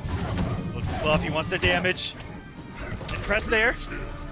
Man, empty jumps, the mind games that they kept empty jumping and trying to do savage things. Empty jump down 2, empty jump 1-1, all of that not gonna matter. The reverse 3-0 is cemented. Catch up.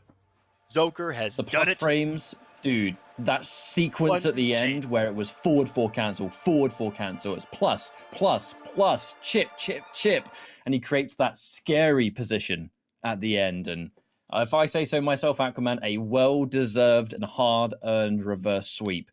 Just a capitalization there from Zoka, proving why he's one of the top players out there in EU right now. And I think even getting this grand finals is a healthy injection of pro competition points and an opportunity now for a run back revenge against Law Corridor. But that Cabal display, I've always said my favorite thing about Zoka is that he shows that Cabal is more of a character than I think a lot of people give him credit for. You think of Cabal in MK11 Ultimate and you think air dash and that's it. But there is so much more the character can offer different kinds of players that you can get success without using it. And Zoka does a perfectly fine job of demonstrating that. Phenomenal show. Yeah, definitely not a one-trick pony, Cabal here in MK11. And it almost goes back to the Scorpion treatment where that that base toolkit that he has, right, with just his normals, with just his universal specials is incredibly solid. It's an incredibly strong toolkit that the other stuff just complements really well. And so I hope to see some more variations out of Cabal as we progress here in the 2021 competitive all over the world, mind you. And I also want to give a quick shout out to Astro Gaming, the official audio partner of the Mortal Kombat 11 Pro competition. All of our audio here on commentary is provided by Astro for the entirety of the season. So shout outs to them. And go visit astrogaming.com to find out more information on all of their officially licensed PlayStation audio products available now. Go check them out. We've been using them all season long. Been loving it. You guys see these on the regular stream. We appreciate Astro for all they do for the FGC. Oh, yeah, absolutely. It seems for forever Astro have been in the fighting game space, it seems. And it's great to have them on board for the pro competition. Now, here begins Grand Finals.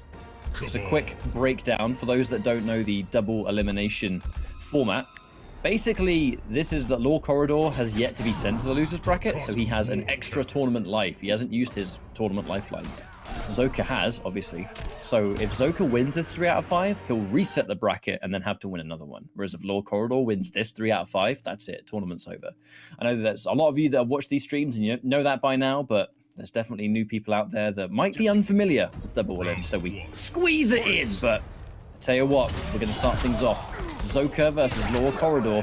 We'll get this show on the road as Law Corridor has a pretty decent start here. Yeah, that winners finals side match, Law Corridor looked so crisp. It was domination for a lot of it. Law Corridor's Joker is no, I was going to say no joke, that's generally no pun intended. It's just that his Joker is fantastic. It's underratedly good. I'll give it to you. That's a pretty good one. It was accidental. I wanted to say it just so happens that his character was called the Joker, and that's just the term. And by the way, bam, air-to-air 1-2-1. Give me that down 2 on the end. As now Law Corridor takes round 1 here in Grand Finals. Zoka, I mean, he's got a mountain to climb and then some, Aquaman. Indeed, and without any defensive bar, this mountain's getting taller. For some reason, he's climbing it, but as he's climbing it, it's getting taller on him, which is just unfortunate. Health lead. Every single read right now by Law Corridor, shutting down any attempt that Zoker has made at moving forward. He hasn't been able to move forward at all, catch-up. He's running into something. That's a good read from Law Corridor. And there's something about that straight gunshot that the Joker has being pretty much like human-sized at the very top means that jumping over and jumping in on Joker's kind of difficult because you jump in and he hits you. Oh, God! What a game one that was. And like it was last time they played, it was the gunshot shutting it down. And the other thing, which is a thorn in everyone's side, is that 2-1. When he gets that 2-1 out, you're just like, man, how do I stop? Once it's active, once it started, you're like, oh, I gotta hold this. As well as something that you simply cannot jump at. And he has done the best job this tournament at shutting down Zoker almost completely. Now, which hasn't looked the Cabal at is all. something that is struggling. If the Cabal is something that has a hard time, we have seen Zoker in the past actually have a pocket Liu Kang for certain matchups. Now, I've only seen it used against Cetrion, but if he's having a really hard time here against the Joker, there might be a chance that, like, if we go into a 2-0, he might actually change character. Now, I don't know if maybe he doesn't think that Joker is tricky enough, but I know that he has. My point is that he has a pocket character. And after what could be 5 straight losses, and that's a big if, that could be time for a change just to try anything new, right? In that moment. But we aren't there yet. And he's been down 2-0 and made it work before. So, and those were also kind of more one-sided losses, those first couple matches, just last set. A lot of the range being respected, but it will be a clean back one all the same into the full combo. Ah, hang on a minute. I hadn't noticed that. Zoka has, in fact, taken the air dash. Now, I don't disagree with this decision. We look at what he's been bringing forward with Cabal all tournament long and all pro competition long, to be honest with you. But against the Joker, I think the air dash is going to be important because you just need to be able to swing and hit as hard as he can. And the air dash lets you do that. And you actually got to give him something extra to think about, especially on the aerial approach. Before, Lockholder wasn't afraid of anything, and so you saw him challenging so many jump-ins, because at the end of the day, the worst thing you're going to need is a buzzsaw or something like that, you know, without that air gas. And now it's a little bit different right now, and you see Lockholder having to block a little bit more on these jump-ins, and those little things are going to be a big difference maker, and they already are, because look at this. We got the round from Zoker, and utilizing a short hop kick that's so rarely seen, but it's swaggy. If you ever look at his short hop kick really closely, he turns and like clocks you in the jaw. It's pretty sexy. With the mocap actors had a good time recording it, I imagine. For a set. Oh, I like that decision. You have to. That objective. Yo, was that a side switch combo? And it was unbreakawayable because that instant jump normal is instant jump 1 that hit grounded. That was sick. I've never seen that before. It was. Of course, Zoka brings forward some stuff you can see. Wait a minute. Wow. Okay. You know what's mad, Aquaman, is that Zoka isn't known for using air dash, but he still has mad tech with it. That's how you know he's a master of Cabal. Maybe he was going easy on you guys this whole time. Maybe he was like, I don't need this. But that was sick. Oh, so let's see. Right. There are two things that we hadn't seen. Specialist. There are two things there that we hadn't seen in that match. The first was the instant jump into side switching 3 to put you in the corner and still get a combo ender. And then after that, it was the stun into instant walk up jump 3 just to get the launch into another dash. Like that stuff, none of that stuff is easy. It's really tricky to get consistent. But Zoka, God, he has a variation for every occasion.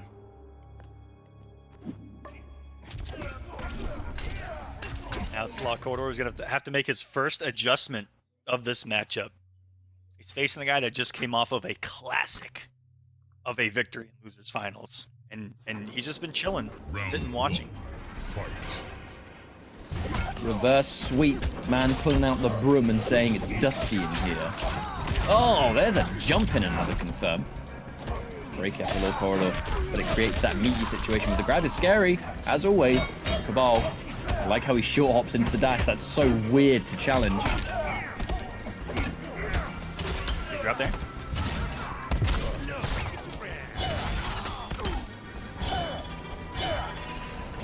You can definitely tell that Lockholder has a lot more on the mind, because when Cabal's at that screen, or at that distance that he's at, he has to think, and he has to hold something. Or be wary of that gas blast range, right? So that's the biggest difference I'm seeing catch up in this matchup so far. In what we saw in the first set, and then in game number 1 here.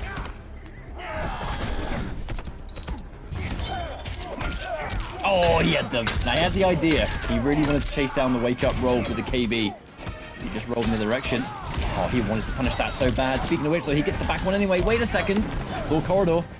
He breaks. Oh, no! If he just did like a single button into it, if he did like standing 4 fatal blow, that was a mix-up for sure. Lower corridor broke at the right time. Fight. Alright. Woo-wee! Boom, boom. Ah! Ah! That's a lot of damage. Almost 40%. I talked about when I played last time how similar these characters are in normals at like sweep distance. They have a very similar toolkit as far as their mids and the ranges of them, and you see them before there was the leap, before there was the gas blast.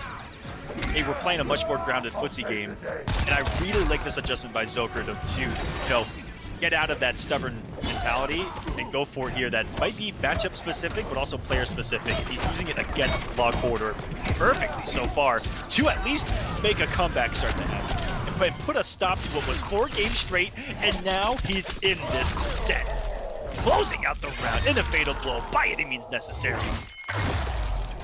We're all tied up once more. Run. Yeah, say talking about comebacks. Oh, no! Voka! Oh my god, What is the call here? I'm gonna go and consult the admin chat. Ooh! Ooh! Ooh!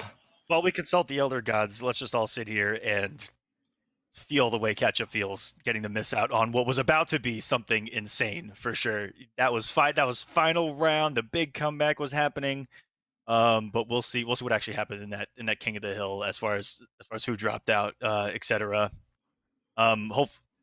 Best case scenario, the entire hill exploded and we get the restart. But if it was just a single connection, we'll see what they. The thing is, if it was a single connection DC, this is where it's like, it's hard to say whether it's as simple as like just starting it off one final round, because crushing blows had been used, important utility had been used as well. Recreating that stuff is going to be really tricky. And I think that also, just whatever the rules say, a player disconnect does historically mean a game is conceded, because it's the same as disconnecting from the match. That is the case. It is going to be 2-1 Law Corridor, it looks like. Yep, but that is just the way the rules are, folks. Yep. Law Corridor will be going up again because it was a single player disconnect.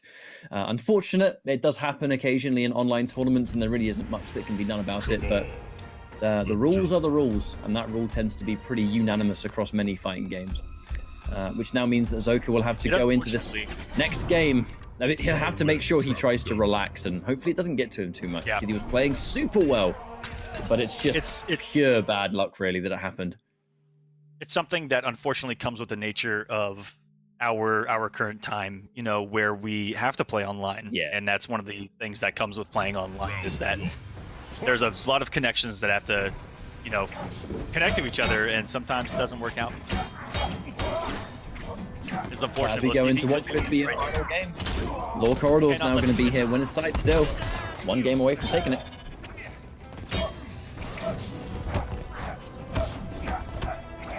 The frames already continue with a perfect read on the neutral jump. Ooh, he's going to get big damage in the corner for this. God, the Joker, he hits so hard.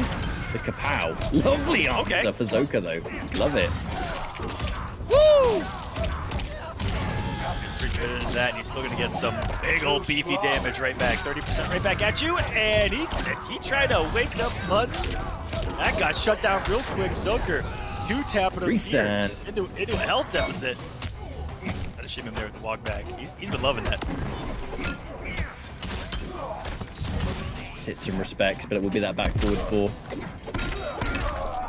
Oh dear, hang on a second. That fatal blow is about to come back, and he gets the grab. That will not kill. He hasn't got escape failed. Well, at the time he didn't. Wonderful read, but no, can't get the neutral jump.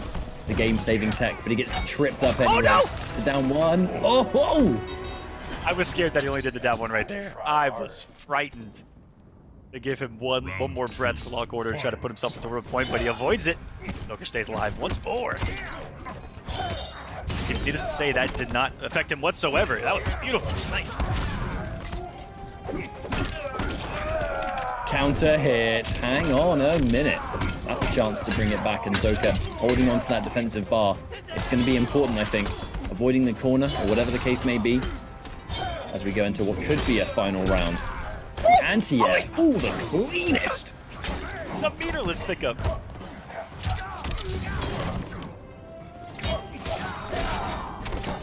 Watch this dome, even though he doesn't have the low equipped. Probably reading the stagger of the back one or back one into disc. Maybe holding down. Screen is established. There's the anti-air. Yeah, once you get Joker's watch out, breathing. fate will blow. Nice forward dash. A Log Quarter to get underneath him there, and now we've got another one. Catch up. Tournament point for Log Quarter. This will be big for him. Clean anti-air, but he's a bit too far away for the forward 4 pickup. Gets the jump in, but again, there's the confirm though. Forward 2 connects, and the breaker. The Law Corridor could be the only breaker he gets in this round, and hang on a minute! Eats a full jump in. This is where Zoka can potentially turn things around here. Keeps it nice and consistent. Again, the restand, what's it going to be? He tries to jump out. The wake up down one. Law Corridor is trying to squirm his way out of this. Ooh. Now, this is tournament point, but the advantage is Zoka's man. One round, and we're going to go into a final game before the reset. Uh-oh. Never say never with the amount of damage on the screen. One mix up, though, it's a big swing. Version. Law Corridor was just pressing buttons right there. Oh my goodness, that was insane. Block Corridor, with the movement there at the end, almost set up a comeback when he did that slight dash cancel underneath Cabal again when he's gas blasted in, and almost could have had a situation where he could have forward one or 1-2-1 the other way and possibly got him in the recovery of that gas blast. But this is insanity that we're in a Game 5 situation once more. And it's great that Zoka on the back of... Because the thing about those kind of disconnects that happen is that part of being a competitive player is knowing how to kind of roll with the punches, and in that situation, just put it past you, because that will upset anyone that, you know, you've lost a game and it's not really your fault. These things happen, but you can't let it get to you to the point where it throws you off your game next and you lose straight away. We've seen that before, whether it's like if a player pauses mid-match, if a pad gets disconnected offline, or whatever the case may be. But it's great for Zoka to be able to display that absolute, I think, just... dedication to sticking true to his game plan, I think, is a very long way of explaining that he's not bothered. Wasn't bothered by it. Oh, there we go. Almost spilled my cup of tea everywhere because I'm moving my hands. That sounded so scary. It's still on the table. Yo, dude, that was going to make a right mess if I spilled it. I heard what sounded like porcelain. I was like, oh no. Dude, it's my favorite mug. I would have been heartbroken if I broke it. I'm going to go and sit over here now. Keep the cup safe. Anyway. Either the final game of the tournament or the final game of the first half. Let's go. Whoa! We have got some leaps of his own here, Ketchup. He has decided to make a little bit of an adjustment. I'm going to get more mobile too. Sorry, I've genuinely almost spilling my cup of tea everywhere made me totally miss what variation he equipped. But yes, this is a variation that Lord Corridor has used multiple times. He tends to have Jumping Jester, Leap, and Low Gunshot. This was actually the first variation he ever equipped in Ultimate.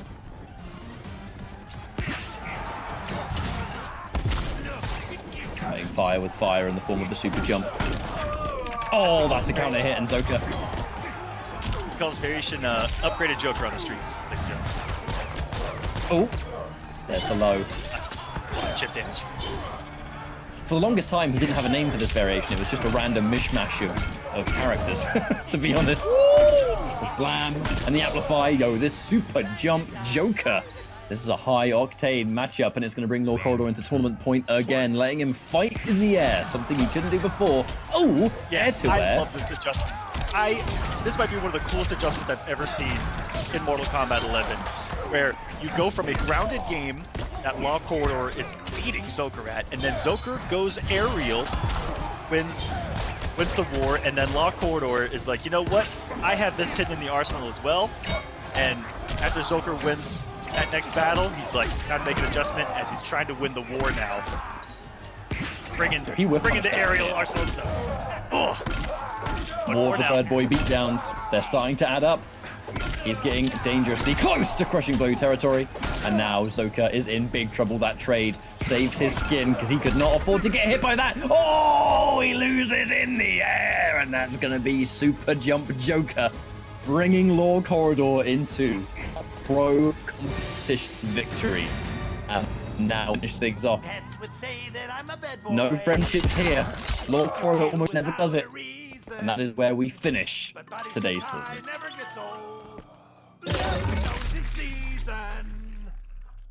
Fatality. Joker and Law Corridor both look like they're having a good time out here. Getting the victory. Getting the victory here. So many weeks. I am really impressed. Of work paid off.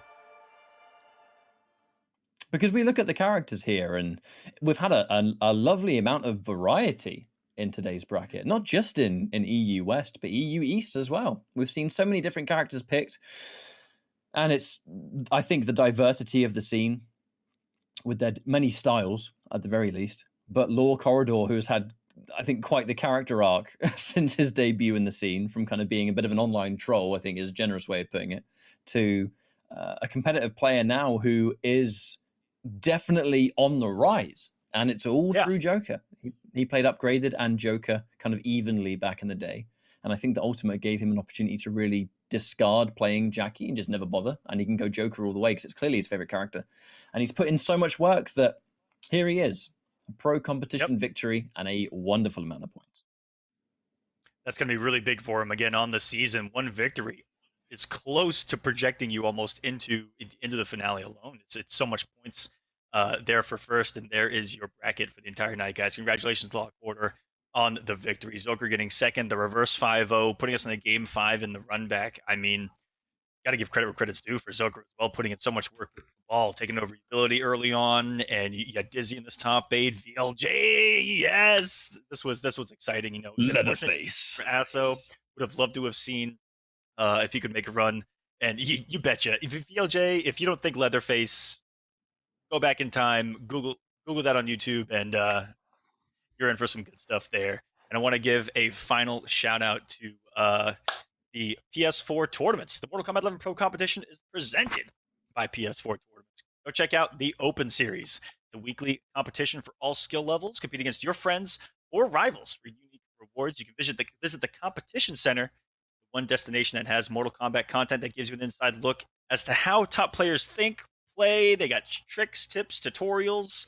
A lot of them Catch Up here has done himself, so shout outs. And all you guys have to do is go to compete.playstation.com, sign up with your PSN, and boom, you are in there, baby. It's that simple. You can also go in game and hit this button right here. Yes, if you are in the game itself, you just press this and it magically comes up. And I mean magic, because I don't know how it works. Yeah, we do plenty of different content alongside the PS4 tournaments. There is the final round, for example, where Mustard and I have interviewed countless players at this point, and you can find all of it on the competition center. So if you have a favorite player, chances are we've actually probably interviewed them at some point in video form. And if you want to find out their backstory, their insight into the game, you can find it all there. And that is just one of many things you can find. Sorry, itchy nose, and I couldn't hold on long enough before we wrap things up. We're going to close things out right now, though, but I would like to express a massive thank you to every single one of you that watched, whether you've been here all day long doing the grind with us, or whether you've been here for 5 minutes. Cheers for spending your evening, afternoon, or morning with us. We appreciate it, especially with the way things are right now. You know, there's plenty of competitive Mortal Kombat, whether it's in PS4 tournaments, whether it's community tournaments for EU or North America. There's plenty of it you can find on the World Wide Web. My name is Ketchup, joined by Mr. Aquaman. Thank you so much to PS4 tournaments, to Astro, to my commentary partners, Aquaman, Darth Armor, the hardworking production team behind the scenes, and you lovely people for watching. We'll see you next time. Same place, same time. Much love. Take care and good night. You can't hold me down.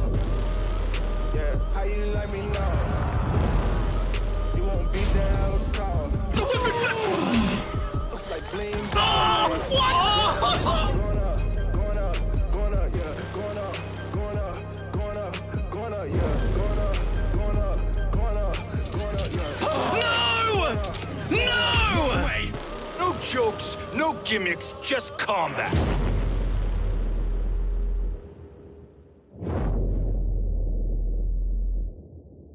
PlayStation.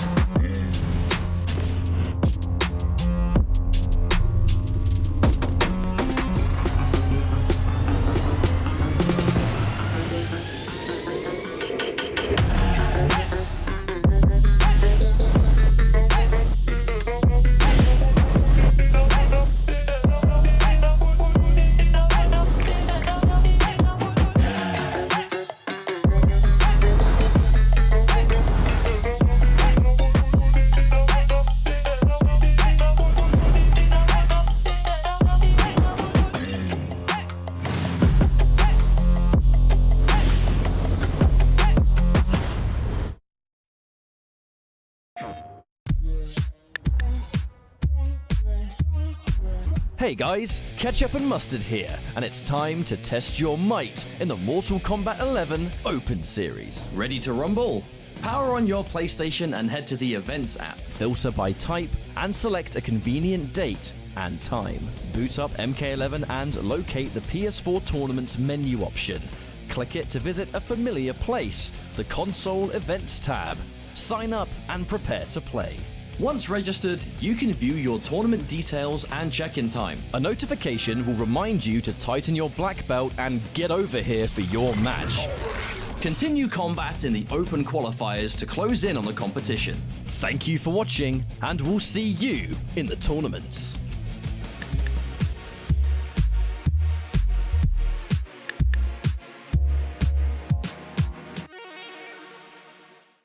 PlayStation.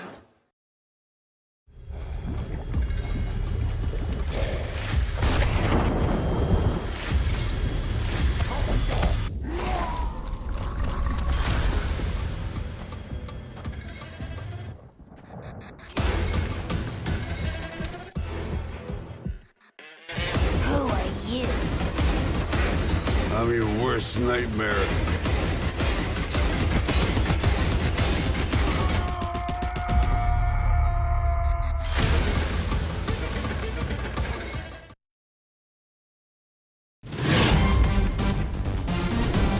Any ring I step into is mine.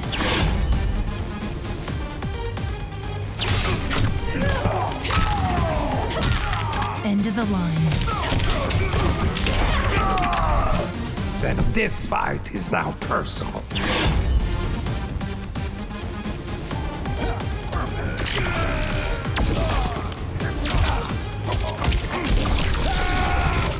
It is exhausting being so perfect.